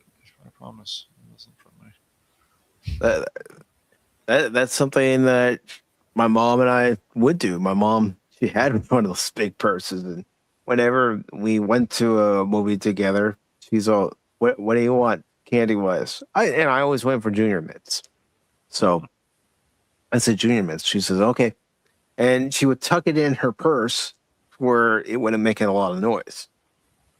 Yeah. You can't blame people. And then she'd be funny with me and say, as we're sitting there in the auditorium, okay, here's your goods. Mm-hmm. Yep. Take a water bottle and fill it with soda or something else. I mean, whatever, and hide it, or take some water in. I mean, I'm not saying you have to do this stuff, but food is expensive still, so yeah, it is, and it's not getting cheaper. You're already paying. Mm-hmm. Go ahead. No, go ahead. Finish your thought. They won't. It's just So you're like, oh, I want to buy 2 hot dogs, popcorn, whatever. It's going to add up pretty quickly. Even one hot dog, you're probably paying about $9-10 or something. I'll check that next time, but. But let's go ahead and move on to our next article.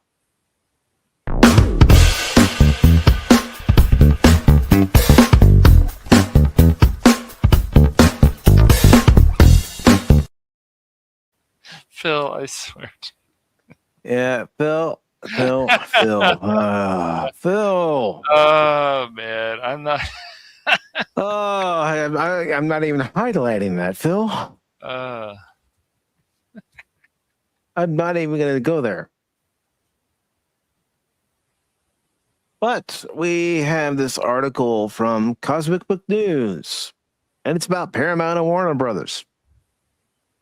And real quick, the lady miss says, bought my own drinks and a pizza. No one said anything. Well, I mean, you can hide it. Even my local theater now, they don't say anything. But it used to be where if you brought an outside food, you can't bring that in here. Yeah, just don't show it to the people. At least hide something, Come on. Yeah. But it says, Trump to the rescue, saving Warner Brothers for Paramount over woke Netflix. Who knows? Because we have another article that's going to follow this one that has supposedly highlighted Paramount's next course of action. And it says, a new twist in the high-stakes bidding war for Warner Brothers Discovery is making headlines. And this time it involves none other than President Donald Trump. That's right. I'm going to make this the greatest deal ever. Everybody's going to love it. You all know it. While the president had distanced himself from the sale and his son-in-law, Jared Kushner, even backed out, Trump now seems to have fully aligned with Paramount against Netflix. Paramount Skydance's Plan D. And yeah, I can already hear some of you in the chat snickering, chuckling. It's funny, but I mean, it sounds like, especially these articles that have come out lately, it seems like Paramount Skydance is just crying over spilled milk. It's like maybe they have lost. But like we've been saying since we've been talking about this too, there are no winners in this deal. No matter who gets Warner Brothers, there's only losers. Theaters are going to be the losers if Warner Brothers Netflix goes with their plan of a 17-day release window, which means we're going to be losers. Yep. Excuse me. That's why I want a third party that could take over Warner Brothers and so on. I don't. According to a recent New York Post report by Charles Gasparino, Paramount Skydance has moved to Plan D in its bid to derail Netflix's so-called winning offer for Warner Brothers Discovery. After multiple failed strategies, including an all-cash $30 a share offer, a potential hostile takeover, and even threatening litigation, the Ellison-backed studio is now playing the long game. Insiders for the site say they're focused on hammering home the enormous regulatory risks surrounding the Netflix WBD merger, hoping the deal collapses under its own weight. And now they may have found their biggest ally yet, President Trump. We'll see about that. I don't know how much Trump cares about this. I don't know. I really don't know, Cash. Trump targets Netflix takeover. Trump posted One America News article on Truth Social titled "Stop the Netflix Cultural Takeover," slamming the deal as an ideological power grab by a woke media monopoly. The article accuses Netflix of seeking to consolidate unprecedented culture power by acquiring Warner Brothers Discovery. Sorry about that. Home to iconic brands such as DC Comics, HBO, Harry Potter, not to mention the Looney Tunes. Mm-hmm. Yeah, but Skydance Paramount hasn't proven that they're not woke or whatever, or haven't. No, they haven't. They still allowed Starfleet Academy to air. Yes, exactly. Once their merger was approved. So their takeover was approved. Exactly. So you want to send? Do you really have any confidence in them? No, I don't have confidence in either side. I certainly don't. I don't have any confidence in any large media conglomerate. Nope. The message: if Netflix controls these assets, it could become the most dominant cultural gatekeeper in history, able to rewrite characters, retell history, redefine social norms, and control which ideas reach audiences. Well, you could put all of Hollywood in that. Yes. Yep. You seriously can. And Glenn, good to see you. It's been a while, brother. Hope you're doing well. Yo, Glenn. How you doing, man? It says Trump's repost was seen by many as an endorsement of Paramount Skydance's rival bid and a warning shot at regulators. It also follows Netflix's biggest, whatever. I don't care about Stranger Things. Never did.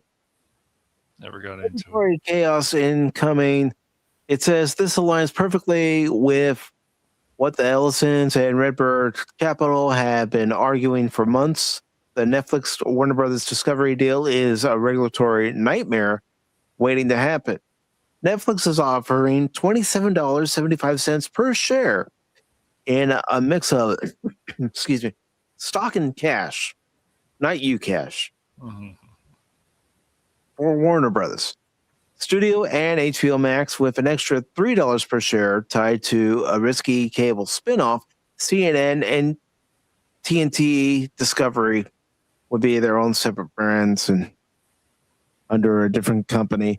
But that $3 is looking more like a pipe dream as investors balk at the $15 billion debt dumped onto the spinout. Ooh, that's a lot of money. Meanwhile, Netflix has lost over $160 billion in market cap since the bidding war began, and skeptics question whether it can even afford the deal. The Ellisons are calling out the declining value of Netflix stock as another ticking time bomb for Warner Brothers Discovery shareholders. And that's before regulators weigh in. Combining Netflix #1 in streaming with Warner Brothers Discovery, who's #3, could trigger an antitrust firestorm. Even Mario Gabelli, a longtime Warner Brothers Discovery investor, told Gasparino the deal is too convoluted and should be simplified, saying bluntly, cash is king. That's why he favors the Ellison's all-cash offer. No cash, you're not king. I don't care what he says. Is Netflix ideology preferred? Perhaps the most explosive claim is that Warner Brothers Discovery Board favored Netflix not because of price, but because of politics. No shit, Sherlock. The writer of the OAN article was also interviewed by Congressman Matt Gaetz on his show and accused Warner Brothers leadership of choosing Netflix for ideological reasons despite Paramount's higher offer. Gaetz even suggested this may be a breach of fiduciary duty, implying that Warner Brothers Discovery executives prioritize progressive alignment over shareholder value. If true, it could trigger a wave of scrutiny and possibly litigation, which brings us to our next story after I read this last part. In this article, where it says what happens now with Netflix's offer under fire from both investors and the Trump-aligned political base, the tide may be turning. Paramount Skydance's strategy of staying quiet and letting Netflix implode, Plan D, may prove to be their smartest move yet. What's up, Shane? Yeah. As Trump signals a willingness to intervene, the Netflix Warner Brothers Discovery merger could soon find itself in the Department of Justice or the FTC's crosshairs, and if that happens, all bets are off. Paramount Skydance may still get the last laugh with help from the former president. And of course, this goes into our next article, so I'm going to go ahead and go into that next article as a continuation of our current article. So let me just shift it over here and bring that up, and I'll share the link. And Shane, it's good to see you. How's your computer working now? Good question. So let me post this link into the chat for everybody. The Rumble side. There's everyone else. All right, so we have this article from Bound in the Comics, which will continue our previous article from Cosmic Book News. And this is by J.B. Augustine, and it was published just this past Wednesday. And it says, told nope for the 8th time, Paramount sues Warner Brothers Discovery as theaters brace for the Netflix era. They've done it again, and now Paramount is done playing nice. Warner Brothers Discovery, this board has rejected Paramount Skydance's takeover bid for the 8th time, repeating its familiar refrain, the offer still provides insufficient value and drags along more than $55 billion in required debt financing that could torpedo the deal before it ever closes. It goes on to say, not even Larry Ellison's massive personal guarantee could convince Warner's leadership that this would it become the most spectacular leveraged buyout faceplant in entertainment history. But this time, Paramount isn't just sending another press release, it's filing paperwork. Paramount Skydance has sued Warner Brothers Discovery in Delaware Chancery Court that Phil has told us about numerous times, that all deals, especially deals like this, have to go through. Seeking to force Warner Brothers Discovery to disclose the financial details behind its $83 billion agreement with Netflix. And Glenn says, I can't imagine renting a video from a box and thinking that company would one day have a chance at controlling Western media. Yeah, and none of us thought about it when Netflix first appeared on the scene, and we all rented DVDs from them and Blu-rays from them. And Shane says, I just got done with season 2 of Lawmen, and it's a great show. Okay, I'll check it out. Yeah, I haven't gotten into it. There's some other mixed feelings about people, about the show, and some of the ratings. They said they had gone down, but I think the show's still pretty popular. So. It says the lawsuit argues that Warner Brothers Discovery hasn't provided shareholders with the information needed to evaluate whether the Netflix deal is truly superior, including how Warner Brothers Discovery valued the stub equity and the debt-related price adjustments. Honestly, it certainly would appear that Warner Brothers Discovery, the board especially, never wanted to go into a deal with anybody but Netflix. Well, it's crazy because, I don't know when the FCC is going to ever step into these things. They need to. They don't seem to give a rat's ass. It's weird. They need to step in and break up these monopolies. Because that's what this Netflix Warner Brothers deal would become, another monopoly, just like Disney. Mm-hmm. Warner Brothers Discovery, for its part, has called the lawsuit meritless, accusing Paramount of trying to distract investors from the fact that it still hasn't raised its $30 per share offer. Bloomberg's reporting via Yahoo Finance already noted that Warner Brothers board is urging shareholders to stick with Netflix because the streamer's offer carries fewer moving parts and far less financial chaos than Paramount's pitch. Paramount's lawsuit now challenges that narrative directly, arguing that Warner Brothers Discovery hasn't shown its math, literally. Well, if you're not going to show any evidence as far as what would happen between one company and the other, then it sounds like to me you don't have a leg to stand on. And let's see.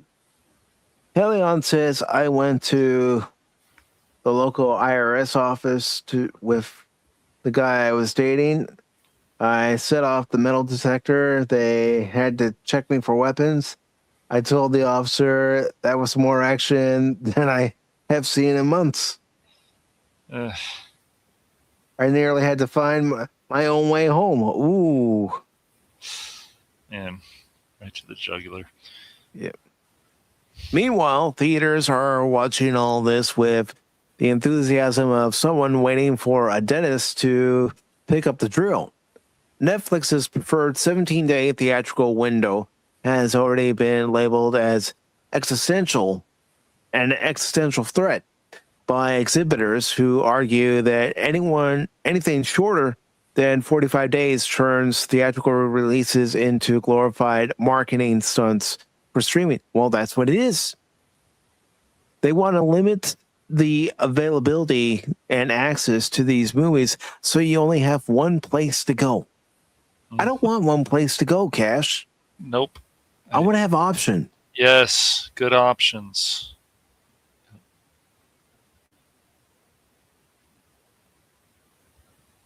How you doing, Pata? Good to see you this evening. Padawan BEE. It says Netflix insists it isn't trying to steamroll cinema. You want to bet? Ted Sarandos, who's good buddies with David Zaslav, and that again points to what I said earlier. Warner Brothers only wants Netflix because they're buddy-buddy.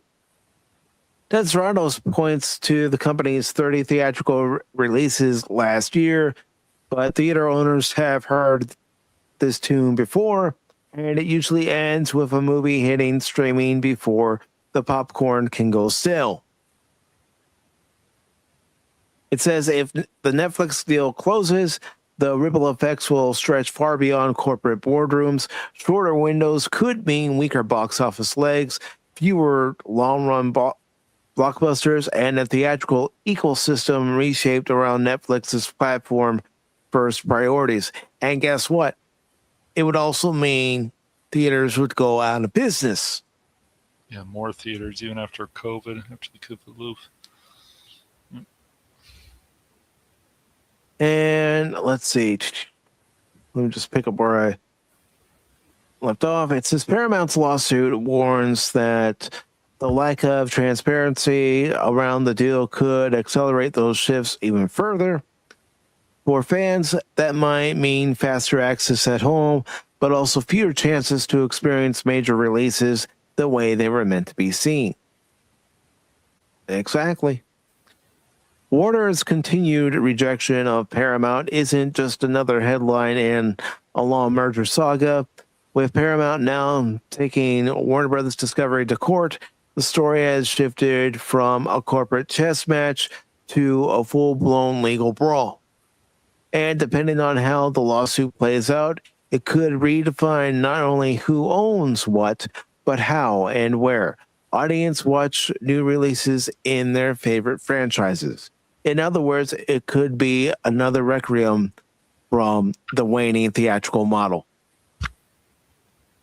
I still stand by what I say. It's going to lead to the closure of a lot of movie theaters if Netflix gets their way. I don't want that. I still want the opportunity to go see a movie, whether it's a re-release or a new movie that is getting positive feedback in the theater. Yeah. Who doesn't want to step into a theater and smell popcorn? This is being freshly popped. Yep. This is what I keep telling people. There's these greedy people out there, of course, that once they get too much control of this stuff, then they lock things and there's less options. But before we had more options, then they take that stuff away. And Paramount's not much better. No, they can do the same fucking thing. They could have looked at Starfleet Academy and said, nope. That's right. If these companies really want to take a stand like they claim they do, then they'll go, no, we're not doing that. And there's been a few out there, but not much. They would be like, no, we're not showing this. We're not going to air this. So. I mean, how fun was it to be able to go see a hit movie with a group of people that you know, or even if you didn't know the group of people, just being there in the theater during opening weekend or opening week or sometime during that movie's run where people were still going to see it, and you all have the same or similar reactions to watching it together. Yeah. They're just shooting themselves in the foot. They are. No, I just want a third buyer out there. I want someone to say, no, we want to buy Warner Brothers so we can bring it back to the greatness it deserves to be. When do we ever hear that? No. But it sounds like if that's what they want to do, that's fine. And then, of course, Paramount's like crying over spilled milk. But still, either way, it's bad. I mean, you go on Paramount Plus, and if you've got a Spectrum account, and you've got a certain package for that, for the different ones, for the HBO Max, this and that. All there is there's fucking RuPaul drag racing shit all over that thing. I swear, it just and you know these shows shouldn't have any problems, but then when they get into this political bullshit, and it is political bullshit, then it's like, nah. It's all centered around political bullshit anymore. So Paramount, like, once again, you have Paramount Plus, you got it for free because of Spectrum, whatever. Well, guess what? You can. It's got a lot of nice old shows on there to watch. It's got all of Trek to watch on there. You want to watch that, but once again, these streaming shows, these streaming services like Netflix and the biggest problem is that I have seen and continue to see is they don't have enough good content to justify the prices of these streaming services. That is the problem. And I'm right there with you, Anonymous. I like the theater setting. I like having, the music of the movie all around me. The explosions of an action-packed popcorn flick around me. I like to be immersed into that movie. And it sounds like Warner Brothers Discovery, I guess, like Mike was saying, and it sounds like from even that article that they always wanted to sell to Netflix. Well, Netflix has problems just like Paramount does and Skydance. Yeah. Once again, Cuties? Anybody remember Cuties? Right. That's right. Flip a coin. Either side is no good, man. So, yeah, it's so crazy. And Shane says that he thinks they should sell off franchises individually. This will maximize profits and ensure some of these franchises land in competent hands. Yep. And they can do that, but I don't believe that Warner Brothers wants to do that. Yep. They were all arrogant. They're all this stuff. Okay, well, we don't need this. It's the same with the EA stuff. We don't need Steam. We don't need this. And then they come crawling back and they're like, oh, we have to make a deal. This will help maximize our profits, or this will help our profits. I thought you guys could do it yourself. Mm-hmm. I thought, come on. No? So you can't do it yourself. Is that what you're saying? Oh, okay. I see. So you need help from another source. All right. Yeah, and Shane, I know you remember this, but when streaming came about, they were saying, yeah, you can get rid of cable, cut the cord, because streaming is cheaper. And it was cheaper at the time. Yeah. Now it's just as expensive, if not more expensive, than having a cable provider or a satellite provider. Yeah. And there should be a survey done. Do people like to watch? Maybe I'll put up a poll on this, on Twix or X or whatever, about do you find yourself watching more older shows on these streaming services or newer shows? I think it's a good question. Honestly, I'm like you, Cash. I'm watching the older stuff. Yeah, so am I. I might have a few new movies in my collection here and there, but it's not nearly to the amount of the older stuff that I enjoyed. Yep. It's the only way I can get my wife to watch a full movie without getting up and doing something else. Yeah. So some people, guess what? They still like to have date night. And their date night consists of going to the movies. Yep. Nothing wrong with that. And the problem with movie theaters is the people who are loud and stuff and other things that can happen. People who are just rude and don't turn off their phones. So that makes people not want to go to the movies as well. Mm-hmm. That's obviously not the other people. It's just people being entitled pieces of shit at that point, or just being rude because they can. They don't care. People jumping in the aisles. People do. It's not so much that though. It's more the phones. It's the people being too loud. And if you're going to talk, even in the theater, try to be quiet. And if you only talk a little bit, try to whisper. That's right. So you don't have to bother people, but yeah. So that can be a problem too. And yeah, next Sunday I'm probably going to go watch Return of the King in theaters because it's going to be at my theater again next weekend. So I'm not going to take advantage. That movie's great. There's maybe 3 shows a year I like now, and they're usually ruined within the first season with the message. Yeah, that's the big problem that Starfleet Academy has. The message. Yep.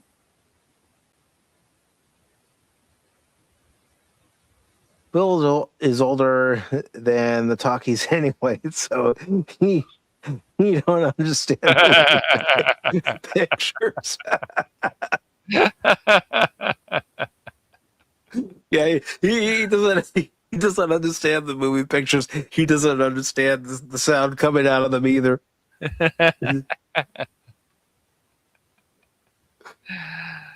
Oh, Helene's one of those people that likes to talk loud when she's watching a movie at the theater. But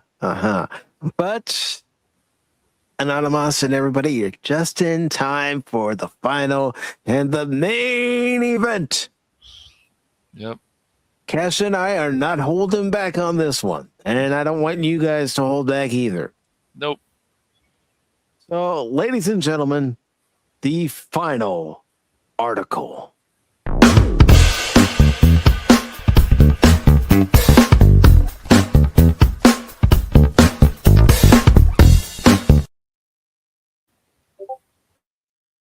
All right, this comes from IndieWire.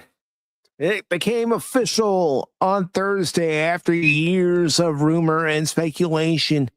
And, many on this very platform of YouTube saying Kathleen Kennedy is done. Disney is not happy with Kathleen Kennedy, saying that she's fired each and every day, each and every week. Well, guess what?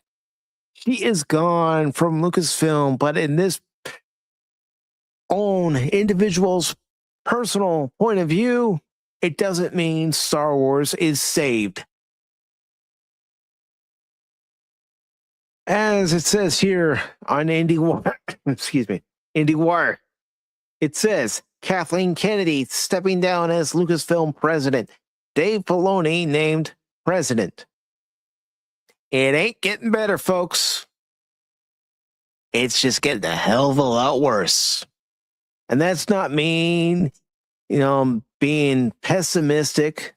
It's having seen the pattern for the last 14 years because Dave Filoni has been a part of this problem for the last 14 years. And it also says Lin-Wen Brennan will serve as co-president effective immediately. And let's get to some comments here too.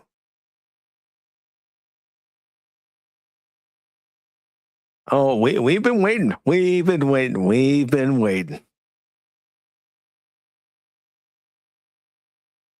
And Return the Artist,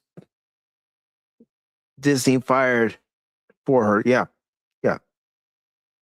Anonymous says she has completed her mission of destroying George Lucas and Lucasfilm. Her revenge for all those coffees she had. Yeah. Well, she's supposedly going back to producing. But it says the Kathleen Kennedy era at Lucasfilm has officially come to an end. Kennedy will be stepping down from her role at Lucasfilm after nearly 14 years on the job and will be transitioning back to full-time producing, Disney announced on Thursday.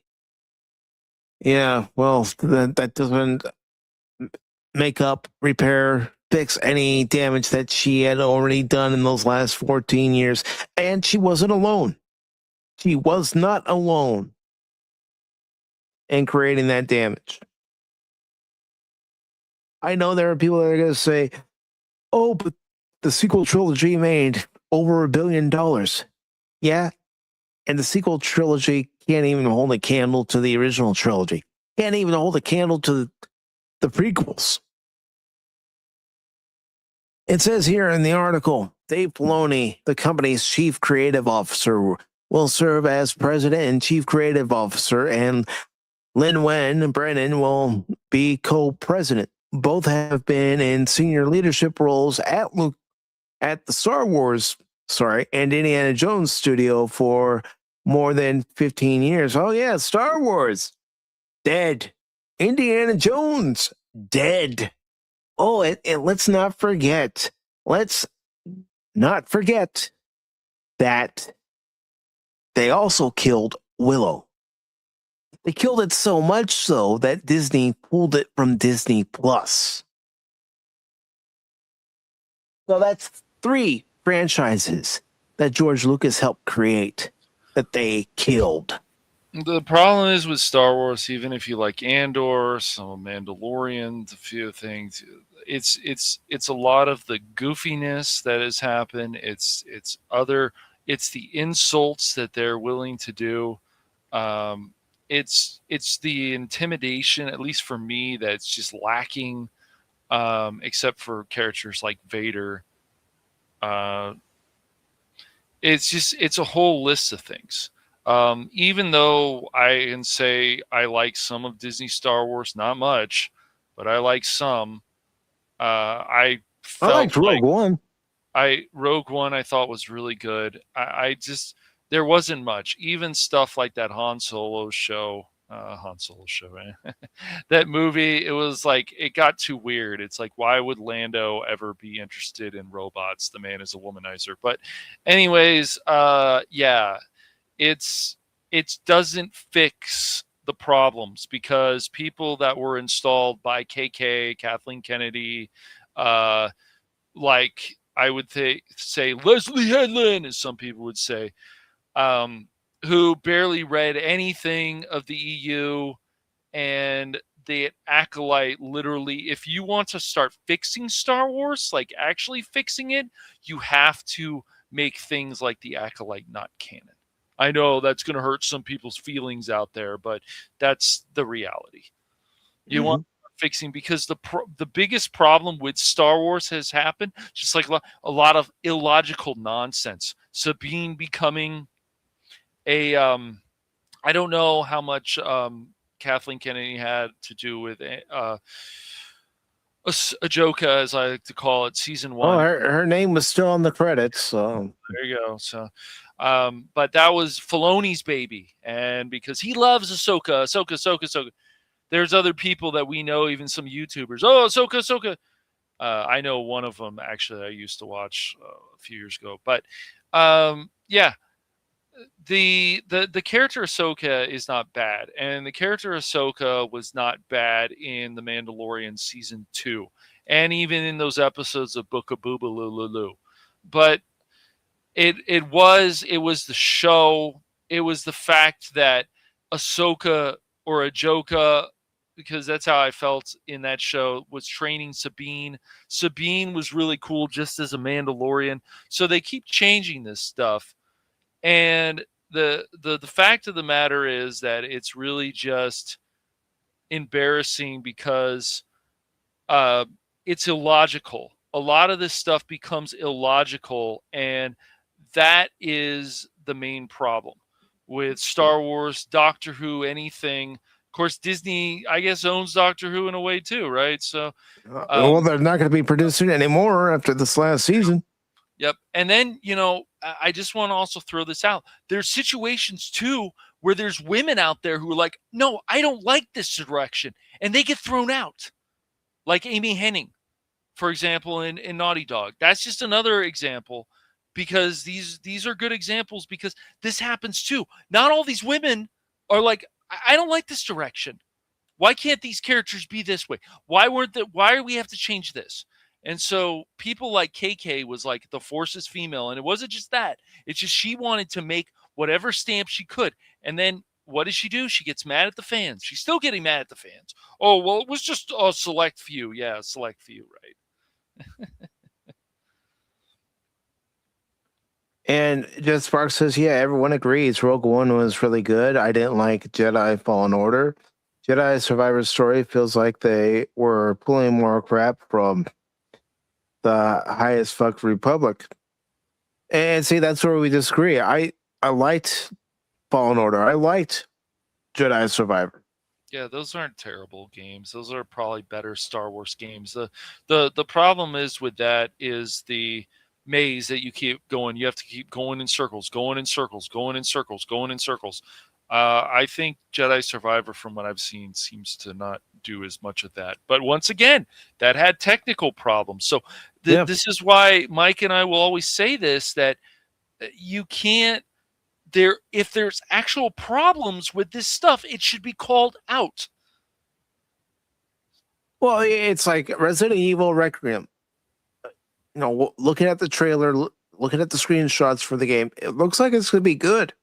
Mm-hmm. But I don't think it's going to be $70 good. But if it's on Game Pass, I'll play it on day one. Right. But I'm not going to spend $70 just to play it. Mm-hmm.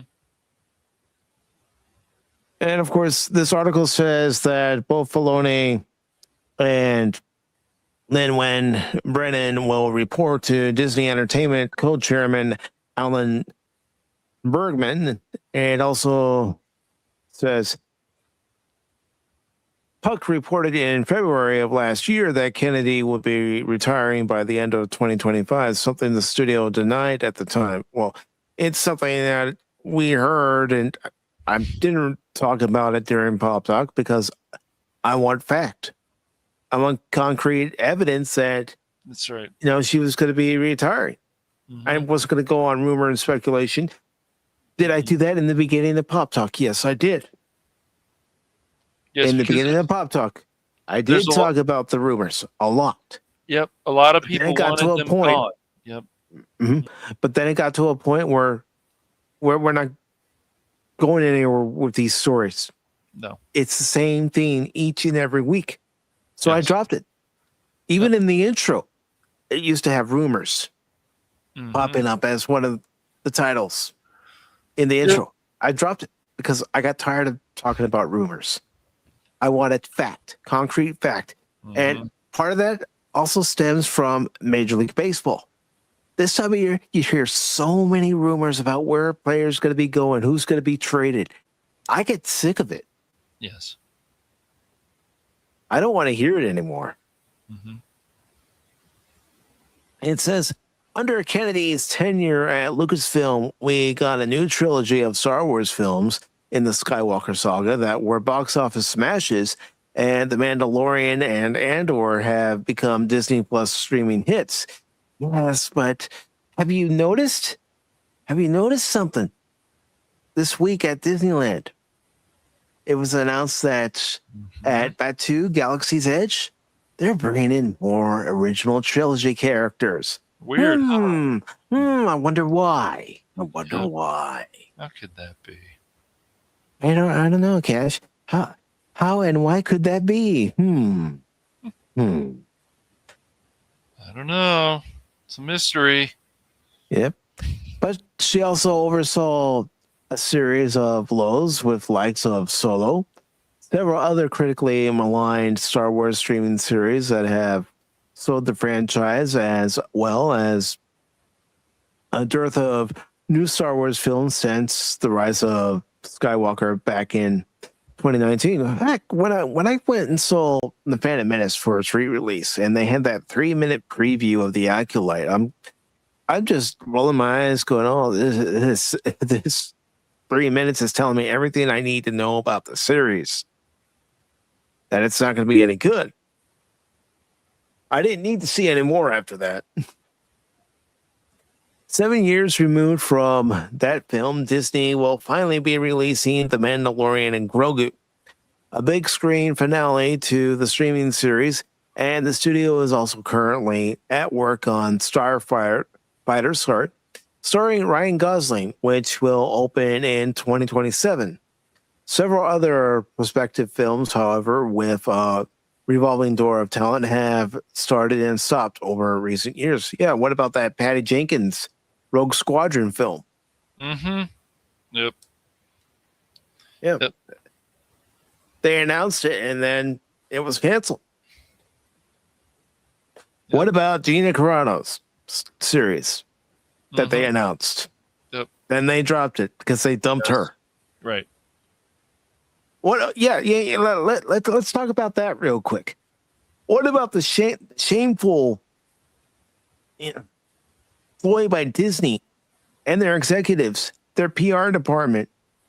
The shameful framing of Gina Carano, making her out to be this awful person, and all she was doing was pointing out a part of history, a part of World War II history.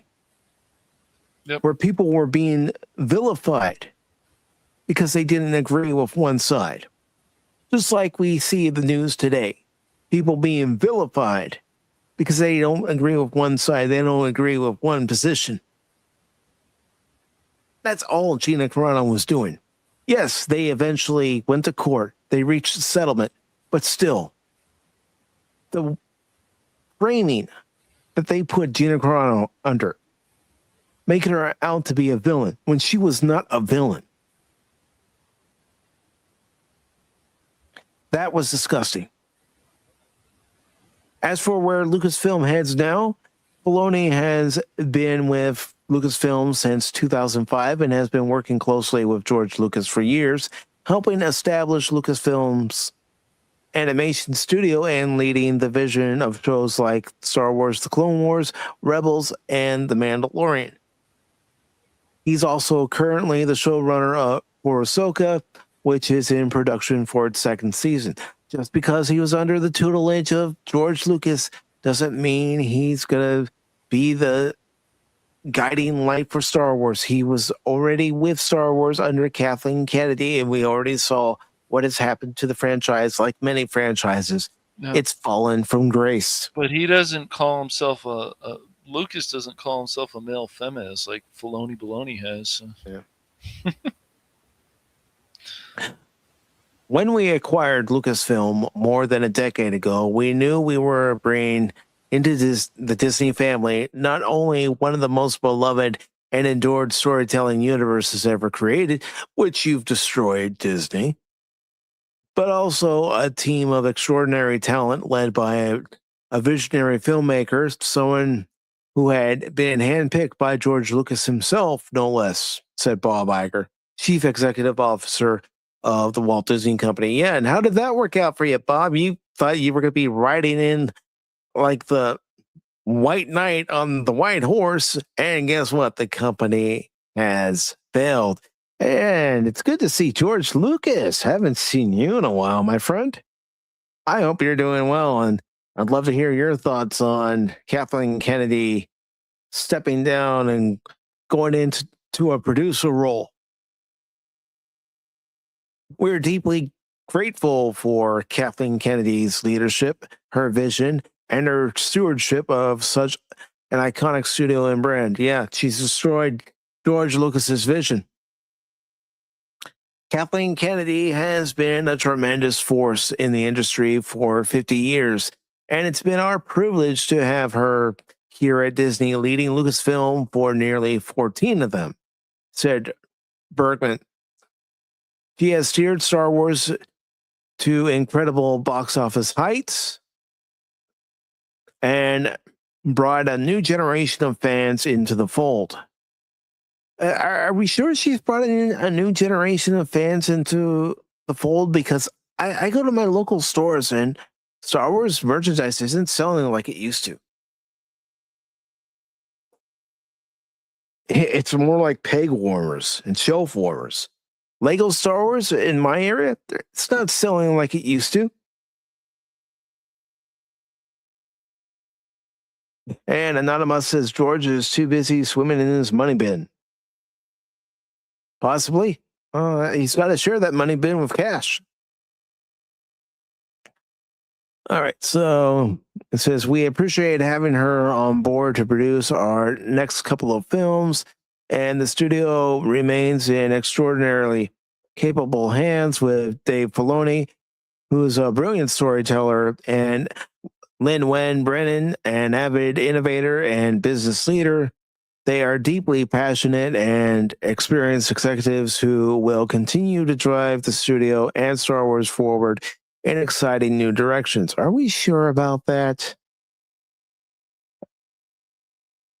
When George Lucas asked me to take over Lucasfilm upon his retirement, I couldn't have imagined what lay ahead, said Kennedy.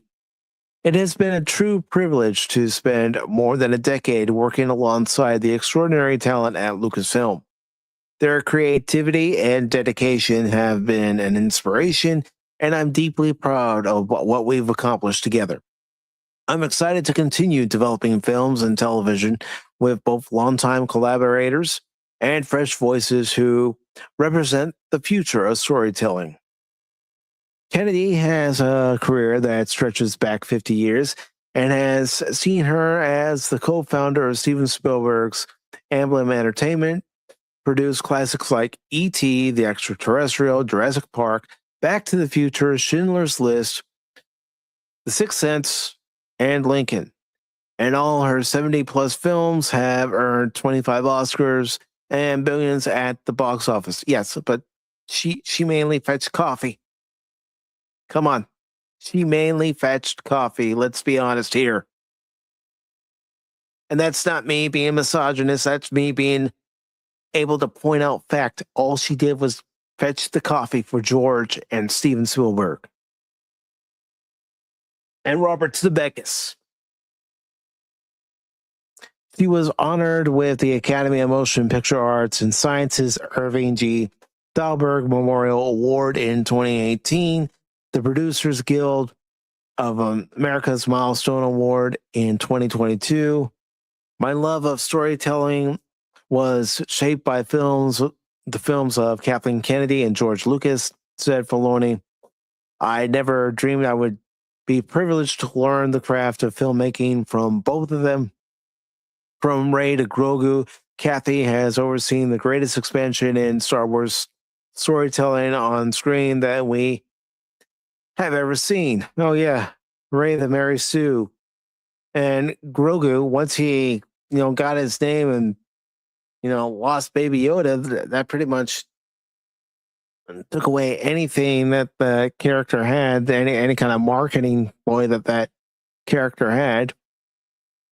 And I'll admit, Grogu was a hot commodity when he first appeared on the scene. They finally produced, stuffed animals to toys of Grogu, but that only lasted for so long. And it says, I'm incredibly grateful to Kathy, George, Bob Iger, and Alan Bergman for their trust and opportunity to lead Lucasfilm in this new role, doing a job I truly love. May the force be with you. And Anonymous is saying hello to Lady Mist. And Helion says, I thought Kathleen Kennedy was a politician. Well, she's a Hollywood politician. You have to have that political mindset in Hollywood if you're going to rise to the top and pull the rug out from under people. Yeah, she had that embarrassing video where she's talking about, I can't remember what it was, but she says fade in. It's like, really, Kathy? You've been in the business this long and you're reading the part on the teleprompter where it says fade in? Come on. All right, so it says Brennan has been with Lucasfilm since 1999, beginning at Industrial Light and Magic, where she rose through the ranks to become its leader in 2009. She was appointed general manager of Lucasfilm in 2015 and president and general manager of Lucasfilm Business in 2024. During her tenure, she has guided the company through transformative logical shifts with a clear strategic vision and a commitment to innovation. And her industry leadership has been recognized with a Lifetime Achievement Award from the Visual Effects Society and the honor of Commander of the Most Excellent Order of the British Empire. Okay. And then it says, Lucasfilm has played such a meaningful part of my life, said Brennan. It's a community of inspiring storytellers with a rebel spirit like no other. And I am honored to join Dave Filoni in leading us forward. I have been so fortunate to learn from George Lucas, Kathy Kennedy, and Alan Bergman, and have unwavering faith in Dave's creative vision for the next chapter in this storage studio's legacy. And, well, unfortunately, the studio's legacy and the franchises that it had inspired many, in my opinion, those franchises are dead. And it's because, not just because of Kathleen Kennedy, but everyone who was associated with Star Wars, especially since Disney bought Lucasfilm, in my opinion.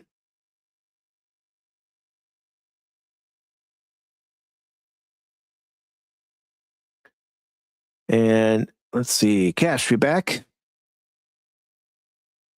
Cash isn't back, but I would love to see what you all have to say about Kathleen Kennedy stepping away.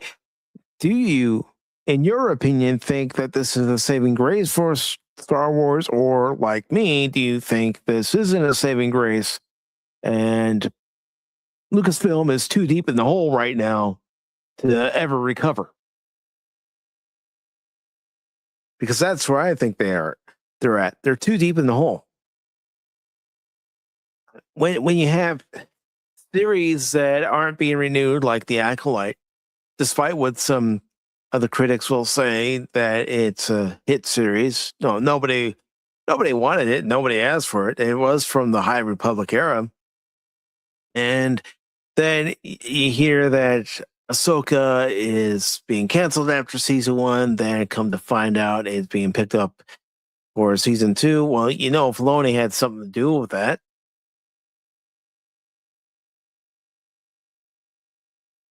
And Anonymous says the only saving grace would be Disney selling off Lucasfilm and pray to someone who actually loves the IP. Yes, because let's not forget, just because they have new co-presidents of Lucasfilm itself is still under the Disney umbrella. It's still under the mouse.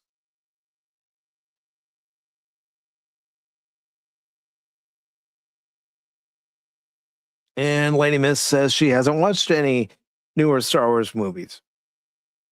That's probably for the best, Lady Miss, just to be honest.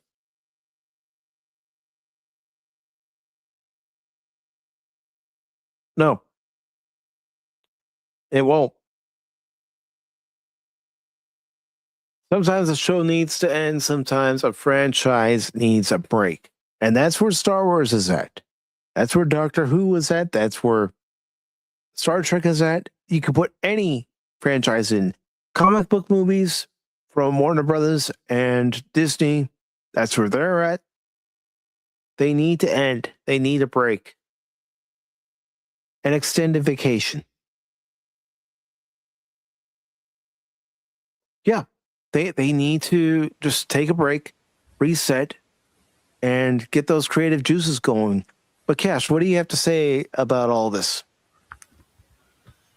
Well, remember, I told you not to hold back, so please don't hold back. No, I'm not going to hold back. I'm just getting my thoughts together.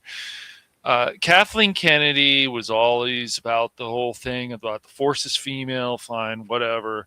But the problem is, even when you have a situation where people want to present this idea, okay, the Force is female, great. Then what are you going to do with this? Are you going to make these characters more interesting? No. What did you do?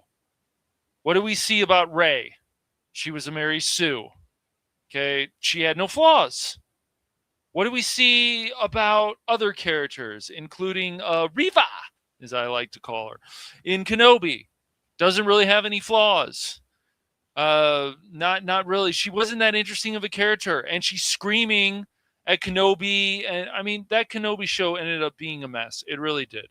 And so we just keep seeing these characters in Star Wars that weren't that interesting. Rose Tico, whatever you want to call her. Where was she in Episode 8? Oh, she just vanished. A lot of these characters just became less. It's just so funny. Even Poe Dameron wasn't that.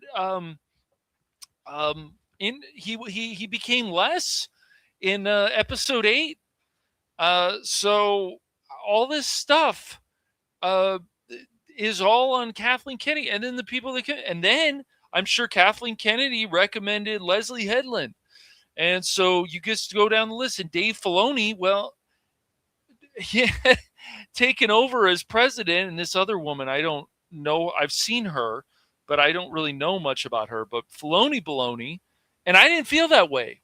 Rebels and Clone Wars are actually, there's a lot of quality story, but remember, George Lucas was more involved with the Clone Wars show. Rebels, though, was still good. It's still enjoyable. Kanan, these characters are interesting, and what happened to them, like Kanan, was like, oh wow, that actually okay, that it made an impact. But even Hera in the Rebels show, she was just like, I'm a fighter. I'm this. She wasn't like, I want to be a Han Solo type. No, but the way they acted in the live action show of Ahsoka is like, she's the most badass whatever of the galaxy. She's even better than Han Solo without even saying it. And thank you, Leibniz. It's just boggles the mind. So if you're going to have any kind of agenda out there, and we all can have it should go in a good direction. These characters should always mean something, not be Mary Sue's, not be weak males, not be a bunch of goofy nonsense that Star Wars was never known for. Oh, things have to change. But it's not the humor that adds to the story. It's the humor that you guys want to do, like the stupid Power Ranger stuff and Book of Boobaloo, all kinds of stuff, the stuff in Kenobi, like Talia, or was it Tali? It was Talia. No, I think it was Talia. Her death actually seemed to mean something. But the problem is that the Kenobi show, and of course Kay's involved in all this stuff, either a producer or more heavily involved in this stuff. It all just didn't go anywhere. The Mandalorian, though, and yes, she's a producer on that too. First 2 seasons actually meant something. Oh, I like this character. I don't mind Grogu. At least that's how I felt. Until Grogu became too much. Oh, this is a marketing tool. Okay, great. But why is Grogu in Book of Boobaloo?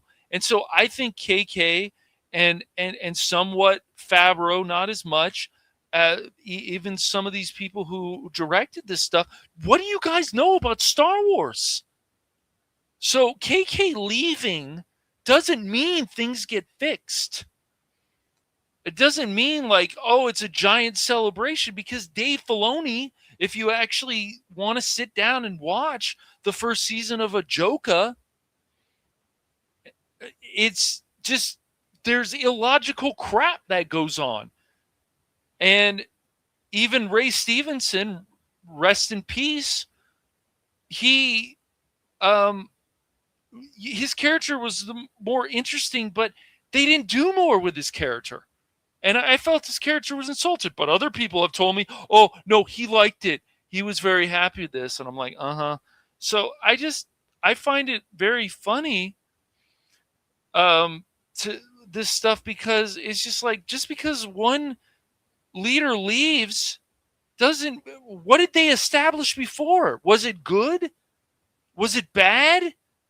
So KK going around still talking, and she still wants to be a producer or will be a producer. She's still blaming the fans for this. Oh, it was just like, no, moron. it's just, you decided to go in this direction. And then a lot of people started rejecting it. And yes, Andor is good, but look at, a lot of people feel it is. I thought it was good. I will admit that even some of Disney Star Wars is good. Oh no, because Mike and I don't just go, oh, it's all horrible, everything's awful, it's over, whatever. But I like season 1 and 2 of Mandalorian. Me too. I liked Andor, but I will tell people all the time, Andor could have had more action in it, like Rogue One. I know it's built more on drama. I didn't think Andor was bad, and I'm not going to go into this other situation that other people want to do. Well, we can relate it to what's going on with real life politics. No, fuck off with that shit. It's just ridiculous. I just, no, I don't need to look at Andor as that. I like this whole thing of the revolution, and when they added the action, it was good. They had good drama, but it's because Tim Gilroy actually wanted to do something, and he says some stuff too recently that I just roll my eyes. They can't stop saying these things, fine. But Andor was actually a good show, and I don't care what anybody says. I even got Jace. Jace had somebody on Raging Rhino, I think the guy was named, not this has nothing to do with, this is a different streamer. He is linked to Geeks and Gamer. And he didn't, but then Jace finally watched Andor. He says, this is not a bad show. I said, I told you, man, even if you don't think it's Star Wars or do think it's Star Wars or whatever, it's still a good show, and it ties in well to Rogue One. The problem is, though, for me, is still there's not enough action. I just feel like with Star Wars, there should be a good deal of action. There were some. I just feel there could have been more. So to me, Andor was good. I personally like season 1 and 2 of The Mandalorian better.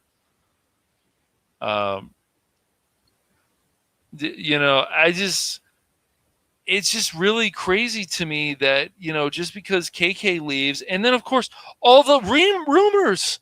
I'm just laughing, but I get tongue tied. But no, all the rumors. Cass, you talk about season 1 and 2 of The Mandalorian. Yes. How exciting was it for you in that last episode of season 2 when Luke showed up? That was cool. I didn't cry. I know some people did. That's fine. That's how bad they wanted it. I get it. But it's those things don't usually make me cry. Maybe I don't have much of a soul, but no. But I don't. It's always the same situation. That was good Star Wars, and I still think Andor. People say, "Oh, it's not Star Wars." I think it's still good Star Wars. It's just there's certain things that could be better, but it does tie into Rogue One. I will say that it does tie in. Now, is it going to be memorable to me 5-10 years down the road? I don't know. I don't want right, hell yeah. But no, there just needed to be more fights, more this, more that. It's just, this is what Star Wars has always been about for a lot of people, including myself. We want, it doesn't have to just be about the Jedi. It can be about scoundrels. It can be about all kinds of cool stuff. But the problem is, you mean like a wretched hide of scum and villainy? That's right. And so it bothered me that shows like Book of Boobaloo that Kathleen Kennedy was on, Jon Favreau was involved. It just, people were like, oh, I like to see the Tusken Raiders. I don't want to see the Tusken Raiders as anything else but savages, because that's how I always saw them. I don't need to see them as misunderstood. Some people like that. I didn't. I don't like that at all, personally. But I can't Dances with Tusken Raiders. That was a hit show. That's right. But some people like that. Oh, I like seeing the Tusken Raiders like this. It's the same thing with the Ahsoka thing. People give it a pass because they saw Anakin. Yeah, that was fine. But still, the Ahsoka show was a mess because Sabine became, and this is on Dave Filoni, of course, but he doesn't care. He wants Ahsoka to be so powerful, this and that. Sabine didn't need to ever have Jedi powers. That's just illogical nonsense. It really is. She gets stabbed and she's still alive. There's all these kind of things that are just ridiculous about Sabine. And yet Qui-Gon got stabbed in the Phantom Menace, and he did. Right. And even Thrawn, I didn't see him this menacing presence that I saw in Rebels, or even if you read the novels or you read any of the comics or whatever. I didn't see this menacing presence that I wanted to always see as Thrawn. I saw a guy who looked like he was ready to he had a little belly. He's ready to eat something. Maybe you want to eat the shell people over where Ezra was hiding. And that was ridiculous too. There was all these ridiculous things. And when my brother and I watched season 1 of Ahsoka, it was until the end, my brother's like, wow, that was the ending. And I'm like, I told you, man. It's just nonsense. And so Filoni taking over this and the way he's going with this. And somebody I know, my friend Vor, that I've known for at least a few years, he's right. Like Dave Filoni is happy to just recycle or retcon. Needs to retcon the stuff that he's already done, which is ridiculous. But now we're supposed to trust Filoni. I would rather have somebody like Sam Witwer or somebody new who would be, I have all this knowledge and I care about the source material, actually cares. That's who I would rather have running Lucasfilm, not Dave Baloney Loney. That's just not for me. And other people are like, oh, it's going to be changed and Kathleen's gone and this and that. The same people who were like, oh, well, let me do a video about what would happen if Kathleen Kennedy was gone. What would happen if this? She's going to be fired. And we know other streamers who have done this. And what happened, guys? You didn't have the source material on that. You didn't have the info. Did you ever apologize? You don't need to, I guess, but you know, you heard a story, you heard a rumor from this person, and this person had the source, and this person that. We had the info. You didn't have it, did you? Well, it was like people saying George Lucas betrayed us when he, went with Bob Iger. Bob Igor, and Bob Igor, like, he's not helping. He's still there. So Disney has a lot of problems. What companies should always do is maximize their profits and care about their fucking fan base. Oh my gosh. Like, actually care about it. It's just so funny to me, and it's so frustrating, and it's frustrating for a lot of you out there. Well, and I understand that. It's frustrating because I don't care if it's entertainment, whether it's film, television, entertainment, whether it's comic books, whether it's video games, or even sports. If you're going to own a studio, own a franchise, yes, then put your money where your mouth is and put out a good product. You put out a good product, and people will come. That's right. That's the whole point. People ask, why are these still popular? Why are these Japanese RPGs still popular? Why are they? Because of the stories, the characters, and the games run. There's a lot of reasons why these companies, there's still some out there that people care about because they care about their fan base. What did Kathleen Kennedy do? Let's divide again. What did Netflix do with these popular shows? Divide again. How does that ever Hollywood help? Been doing, Cash? Dividing people. Yep. Well, reading that article earlier, saying review bombing. Well, they were doing that when these Star Wars shows were coming out. Yep. The Acolyte being one of them. Yep. Ahsoka being another. Yep. And remember, don't ever be afraid to call out any of these people in the media, any of them. I don't care if they're more on the right. I don't care if they're more on the left. If they're saying stuff that seems ridiculous, you have every right to call them out. You see these YouTubers saying things, you have every right to call them out. But the thing is, out. Yeah, that's right. You have every right to call them out. You don't have to slander them. You don't have to attack them like that. But you can say, you're being ridiculous.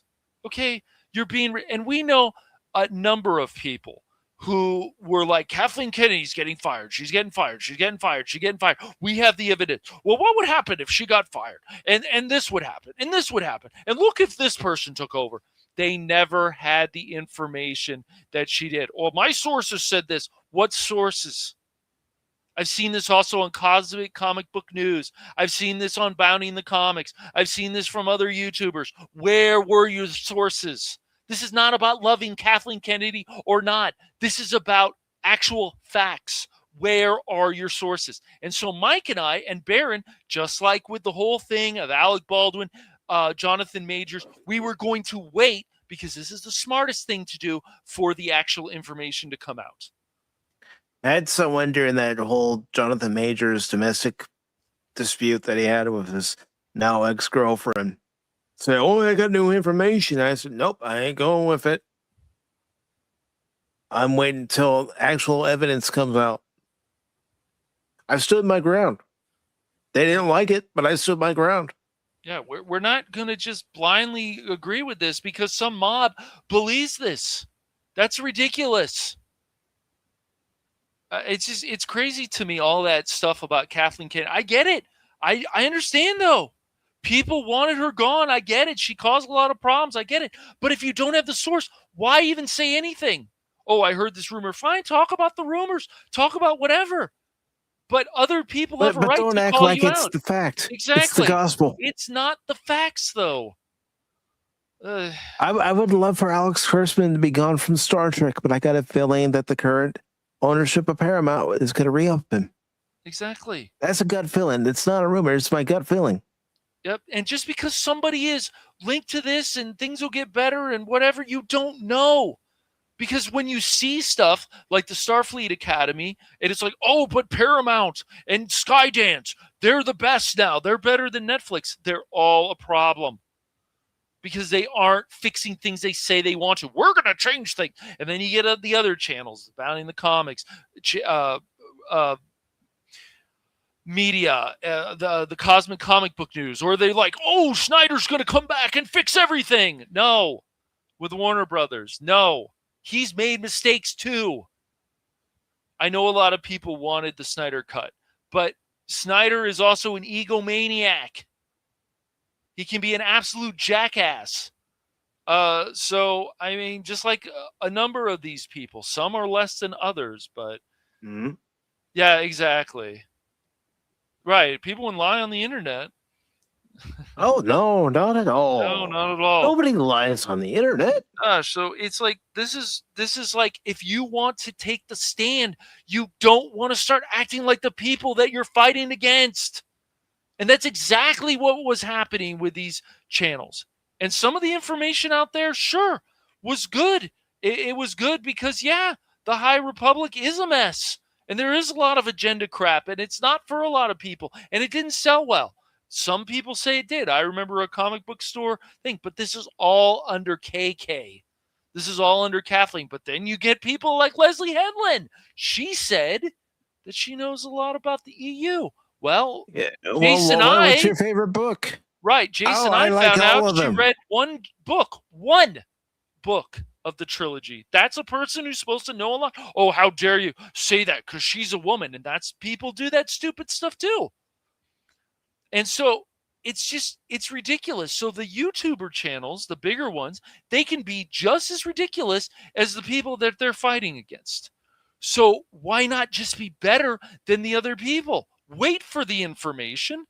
Wait for it to actually be fact. Instead of trying to be the first one to report the information, find out whether this rumor has any actual fact involved, any grain of salt that'll prove That's right. what you're saying. Yep. Just wait for the information. We had people, even with the Jonathan Majors, oh, we know he's guilty. We know he's guilty. Okay, let's just wait for the information to see everything. Mm-hmm. Look at what happened with the Amber Heard Johnny Depp trial. Yeah. That's another. Yes, Johnny Depp wasn't as bad as Amber Heard, but the reality is they had an actual toxic relationship, and they were both not good for each other. That's the reality. It's obvious. But she was worse than him. Hey, you want to know what's disgusting about the Rust incident? You know, that Alec Baldwin movie is that even after they, had gone to court and everything, you come to find out that they went to Montana to finish filming the movie. So they left New Mexico and went to another state. to finish filming the movie. They should have canned that son of a bitch. Yes, there were already problems already. They could have avoided all this stuff. They need to can this, get things better, make sure the armor, all kinds of things.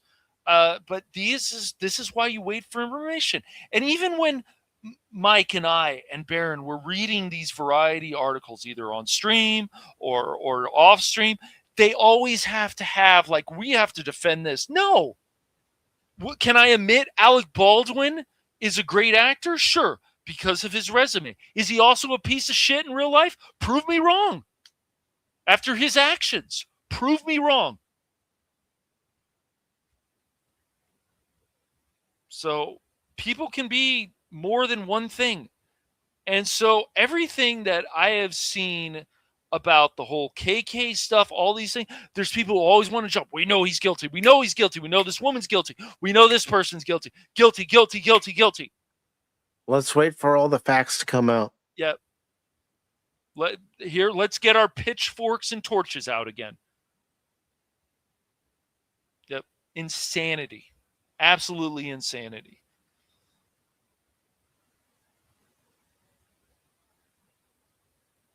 It is insanity, and unfortunately, like I said before, there is no saving Star Wars. There is no saving our popular IPs because they're already dead. The people that are in charge now have succeeded at what their main task was, and that's to destroy everything they touch.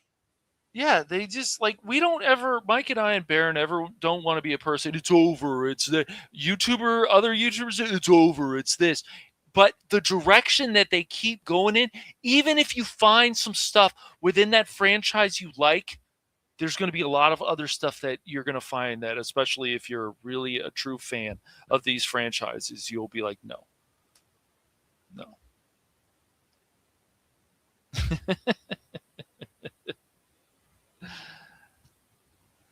There's nothing wrong with Geode.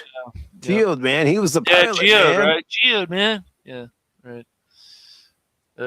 Yep.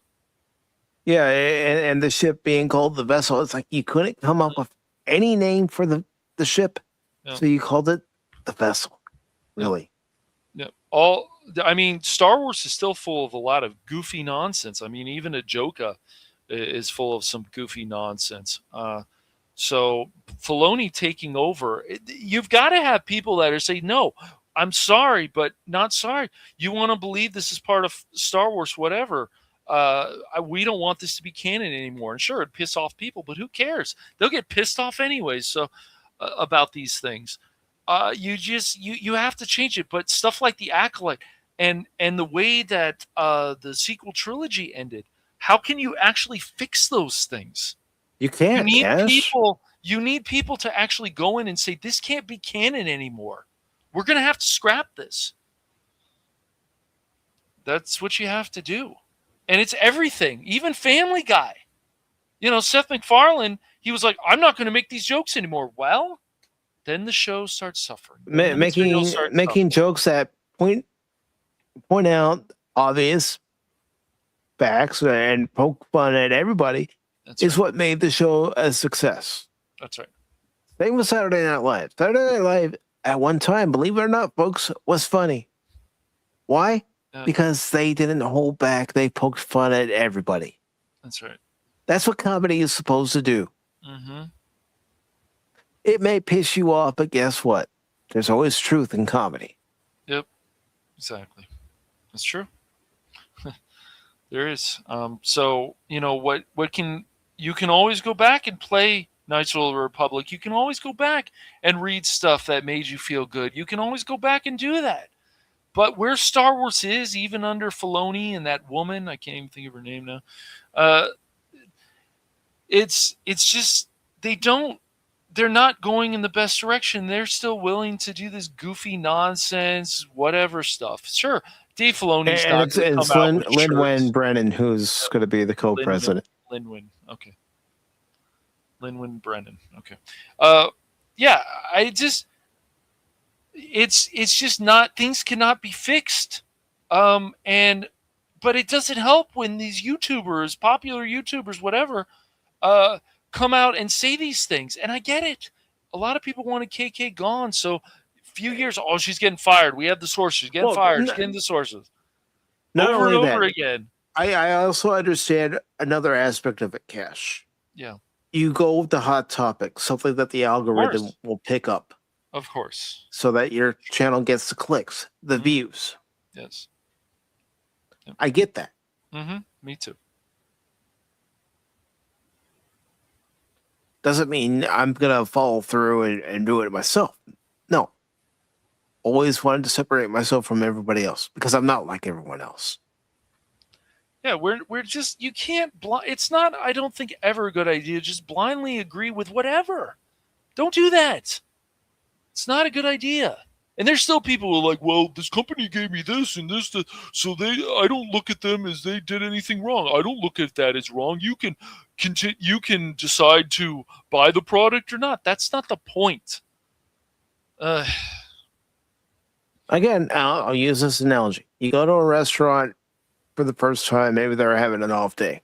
So the food and services are that well. So you go back again. And again, the food and services isn't good. But you want to give it a third try. Because, 3 strikes are out. So you go back and you give it another try and you still have a bad experience. Are you really going to go back to that restaurant after having 3 bad experiences, thinking that maybe the next time you come, in that 4th time, you're going to get the best experience possible? Go into any store. It's the same with these companies. If the experience isn't good, why do you want to go back? Where is the customer service? Oh, it doesn't matter, right? As all these people, narcissists say, it doesn't matter. I'm so great. I'm this. I'm that. Okay, awesome. But then, great. Why aren't your profits doing well? Why isn't this doing well? Why is it stuff like, oh, I don't know, the old merchandise from Star Wars is still selling better than the sequel trilogy? I wonder. Why is that? That's so weird. I mean, having come from a retail background, the most important thing at any job I had was making sure that you greeted the customer. Yep. So that the customer knows that you see them, that you're not ignoring them. And when they need help, you give them that help. That's right. And even Disney, look, there's people still there that can do things right. I remember when the Disney store existed in my local mall. It was, the customer service was very good. It's gone now. Replaced by whatever. Even malls, like there's some nice things about malls, but a lot of the stores, it's not the same anymore. There's some. No. There's some, but it's not the same experience anymore. And this is not all doom and gloom. It's just not. Malls are shutting down. Yeah. They don't get the foot traffic they used to get. Just like these shows aren't getting the audience that they used to get. Nope. And I realize it's different structure now with streaming services compared to how it was when you had shows on network TV. I mean, they're still on network TV, but you also had shows in syndication. And the numbers that the shows used to pull in. Because if you missed the episode, you couldn't just go back the next day and watch it. You had to wait until that episode aired again. But Hollywood has done this to themselves. They've caused a lot of problems to themselves. Every company has done this. It's not, this is not just one thing. Sony has had problems. Microsoft has one. This is a list of companies. It doesn't matter if they're video game. It doesn't matter if these things are popular. It's all the stuff, the agendas they got into, baseball, everything, sports. There's still problems in sports. All this stuff that didn't need to do these things. They didn't need to add the Ghost Runner and extra innings in baseball. They didn't need to add the DH to the National League. They didn't need to go from 15-inch bases to 18-inch bases. No, they didn't. So it's all this stuff that continues. So KK, it's like, and I hope that a number of these YouTube channels have learned a lot from this, that just wait for the facts on anything. I don't care what side you're on. But they can't. They can't. And so a number of them, no, we know this is the facts. We know. Were you there? Did you see what happened? I'll give you guys a perfect example of a story I waited on. And it was a story that we found out just before we went live on Pop Talk, just a couple hours before we went live. It was when Jason David Frank, unfortunately, that news came out that he was no longer with us. I didn't want to jump on it right away. So I kept looking for one news source after another to try to confirm it. Once I was able to confirm it by verifying with multiple news sources by doing an internet search, then we talked about it. Mm-hmm. But up until that point, I didn't want to talk about it until I knew. Yeah. And then, And you want to know why? Because it's part of my responsibility. Mm-hmm. Doing this show, making sure I have my facts straight. If I fuck up on my facts, then I want somebody to point it out to me. Yep. It's like somebody was telling me about the whole thing. I was on X a while ago about let me show you this article about, from Rolling Stones. Oh, you mean the same Rolling Stones that said the Boston bomber was a sex symbol? That same Rolling Stones? Oh, that didn't happen, right, YouTube? That didn't happen, right? Right. Uh-huh, sure. The hypocrisy never ends. IGN, GameSpot, I go all along. And look at what's happened with GameStop again. Yeah, they're having to close stores. They're closing stores again. I thought they were having something trying to bring back, the pre-owned stuff, the older things, the selling retro stuff. No. It was too little, too late. That's right. Look at what happened with Yahoo, with that woman. I can't remember her name. She destroyed the company at the time. They have to fix these things. Look at what happened. A woman had to come in and start fixing FIFA because of all the actual corruption. Mm-hmm. It's never just about KK. It's a whole line of people. It's a whole list of higher-ups who have screwed things up in multiple companies. Yep.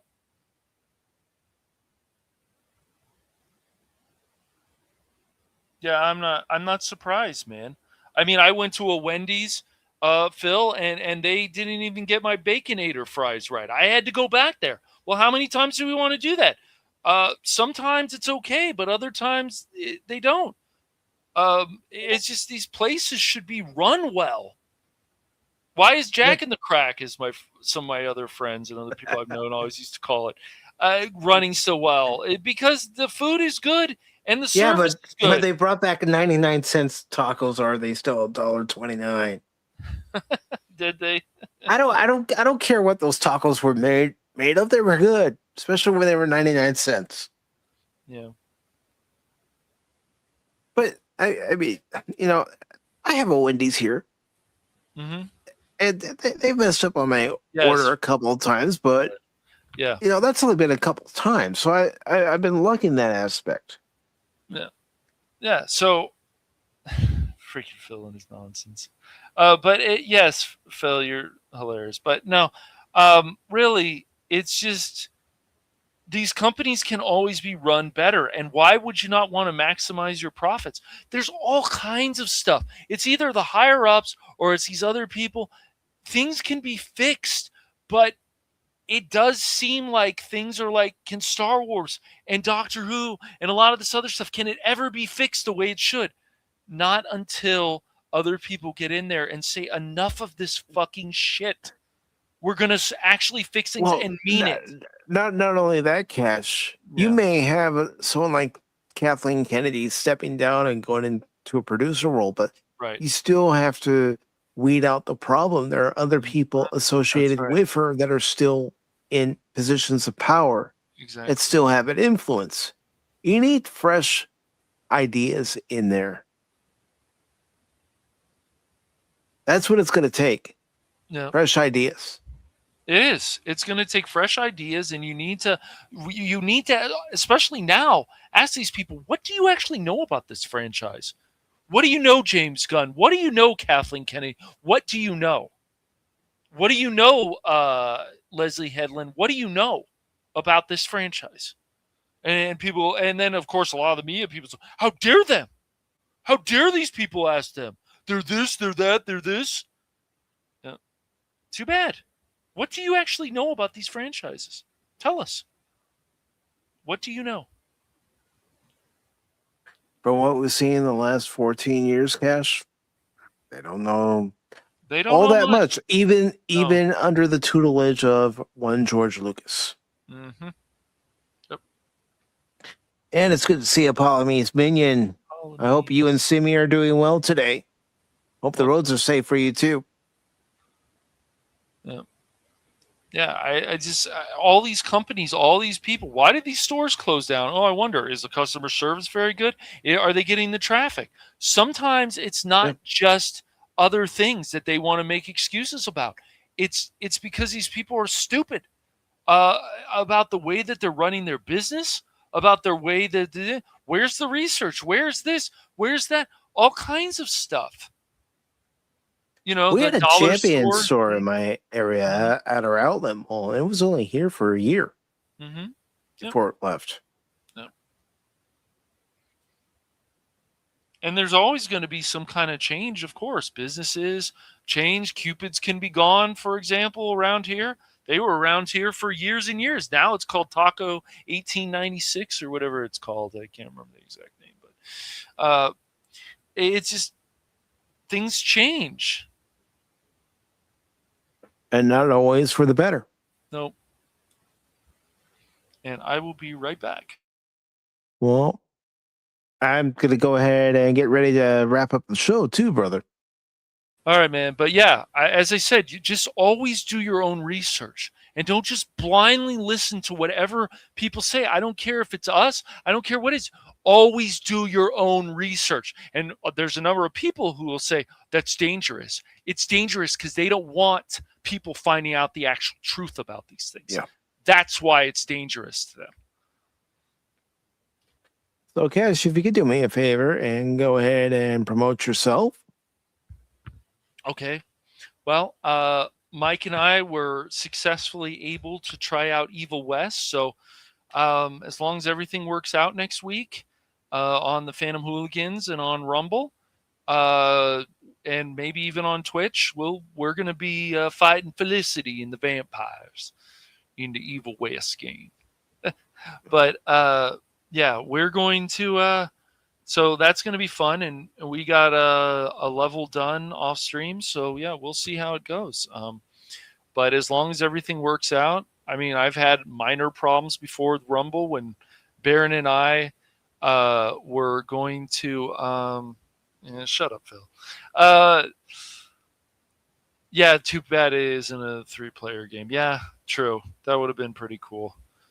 And too bad it's like you can only play as the same character. Like somebody else should have another choice. Yeah, instead of playing as Edgar, who is Rentier's partner and right, the whole vampire project. Yeah. So, but yeah. So we're gonna hopefully that'll be getting ready. I have again started working on some a video or two. I'm trying to. The thing is, I had worked on before with The Wicked, and it's like, oh, it's coming out of the... But the thing is, it just wasn't sounding good to me, and I can be a perfectionist. So I will do it. I will make the video over and try to fix things and this and that. But if everything goes well with the Rumble Studios over on the Phantom Hooligans and stuff, after we finish... And the Rumble channel and Twitch and whatever, we'll find another game to play together. Because unfortunately, Baron's going to be out of commission for a while. So. Yeah, he said at the time he sent us the message that he's going to be out for 2 weeks. Yeah, and he's got some things that he needs to deal with, and yeah. So but yeah. Those things, and then like the videos, and then some of the gaming stuff. I still got to do part 3 of Another Crab's Treasure. I still got to do part 2 of Hollow Knight. And Hollow Knight is a pretty unforgiving game, so if you're willing to take on the challenge, go for it. But it is still a pretty unforgiving game. So yeah. But yeah, that's what's coming up on the channel. So no, not Musk.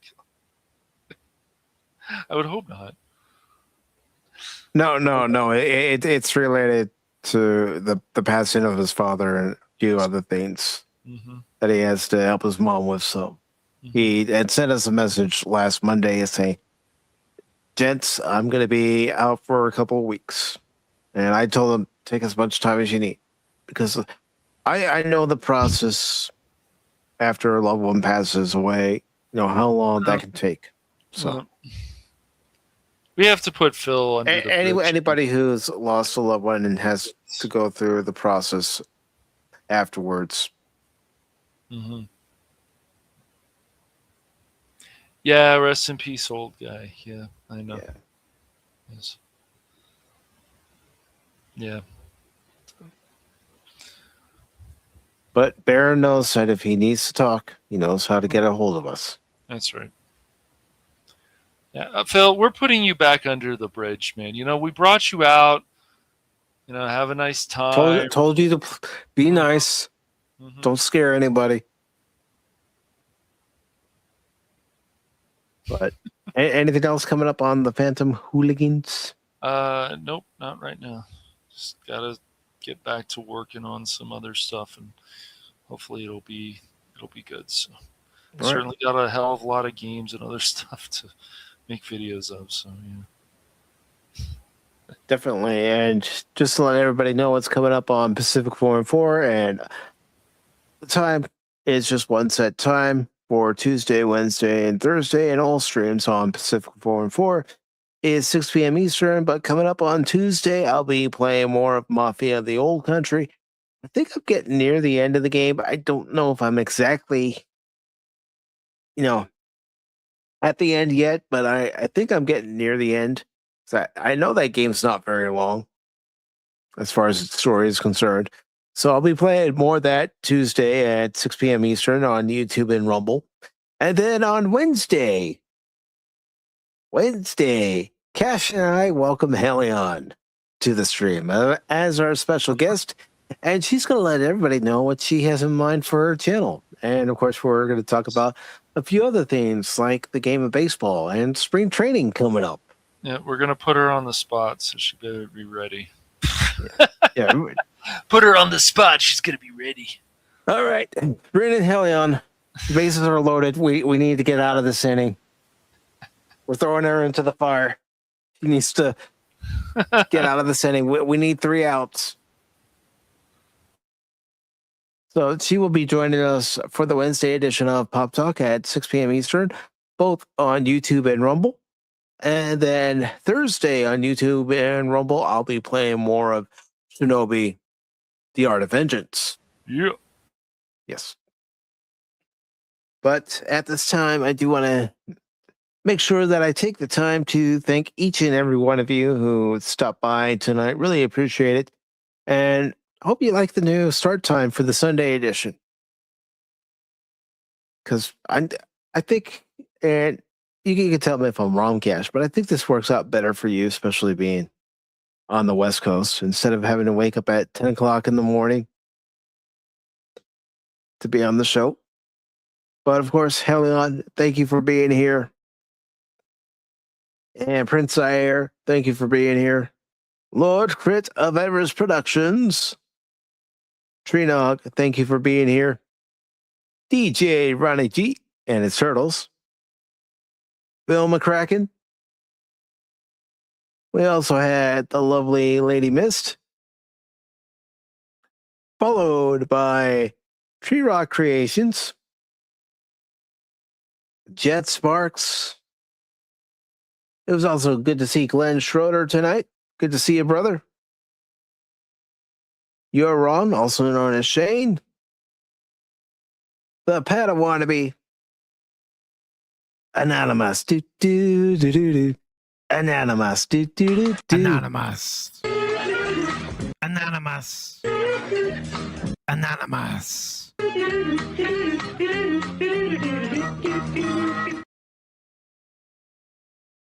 And of course, Pat Steven. Good to see you, brother. George Lucas, and Apollome's minion. Good to see Apollome's, and stay safe out there on those foggy roads.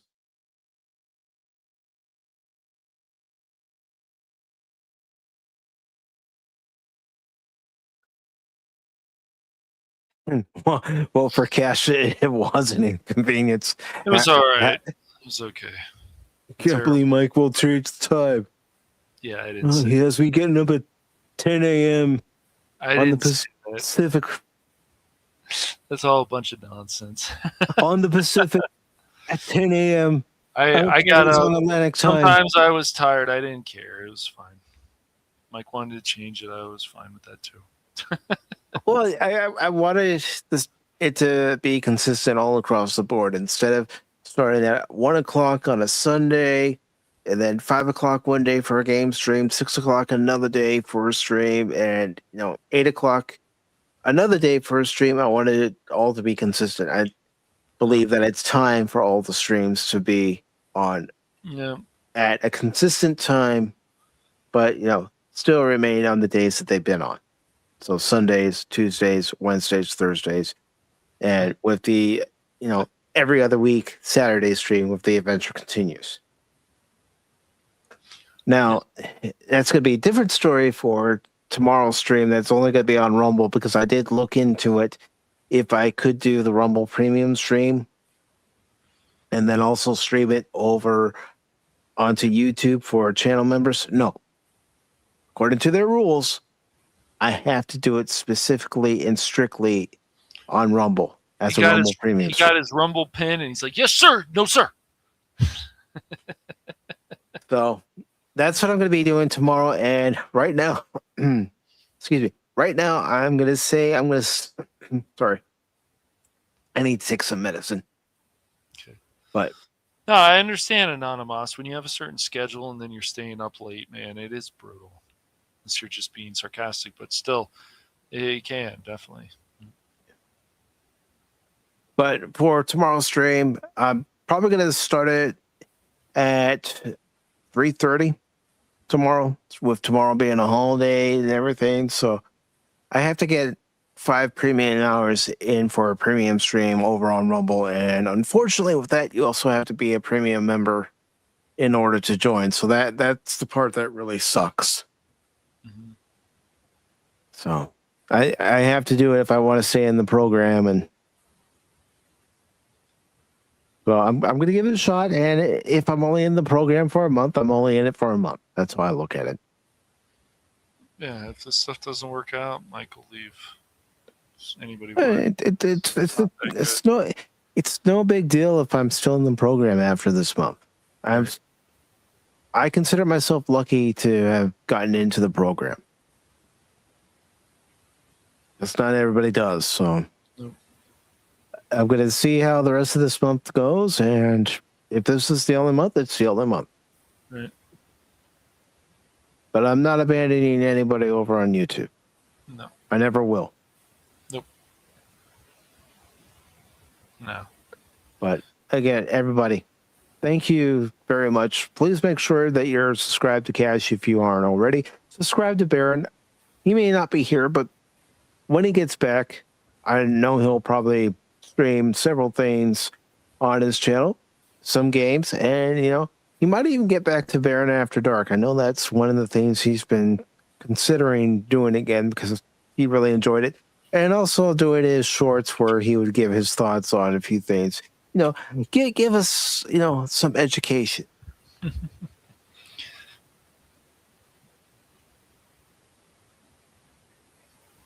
I will post the Rumble link in Discord. I will post the Rumble link on the YouTube post section. Just know that because it's a Rumble premium stream, unless you're gifted a premium membership, you have to pay to watch. That's the thing I don't like about Rumble's program. I really don't like that at all. And if you're listening, Rumble, I'm not just saying this as hyperbole. I really don't like that feature. I think if you want people to tune in, you can still make it, an exclusive Rumble stream, but you shouldn't force people to pay to watch.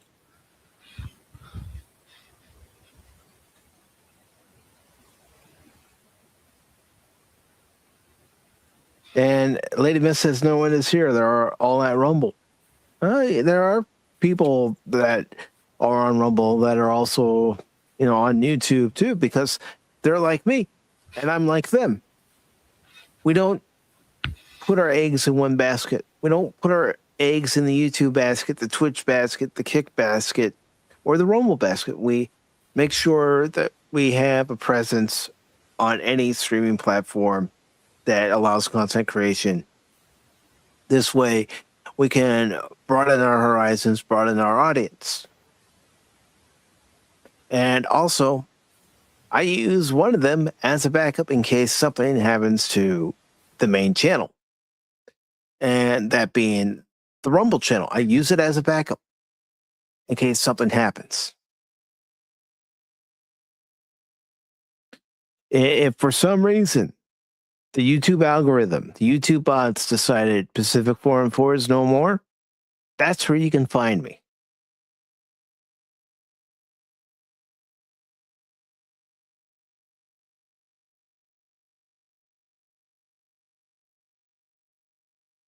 Well, Rumble on PC sucks, especially with the buffering and everything, the rubber banding, and their app isn't any better. I've tried watching Rumble on my phone. I've tried watching Rumble on my tablet. It's not any better.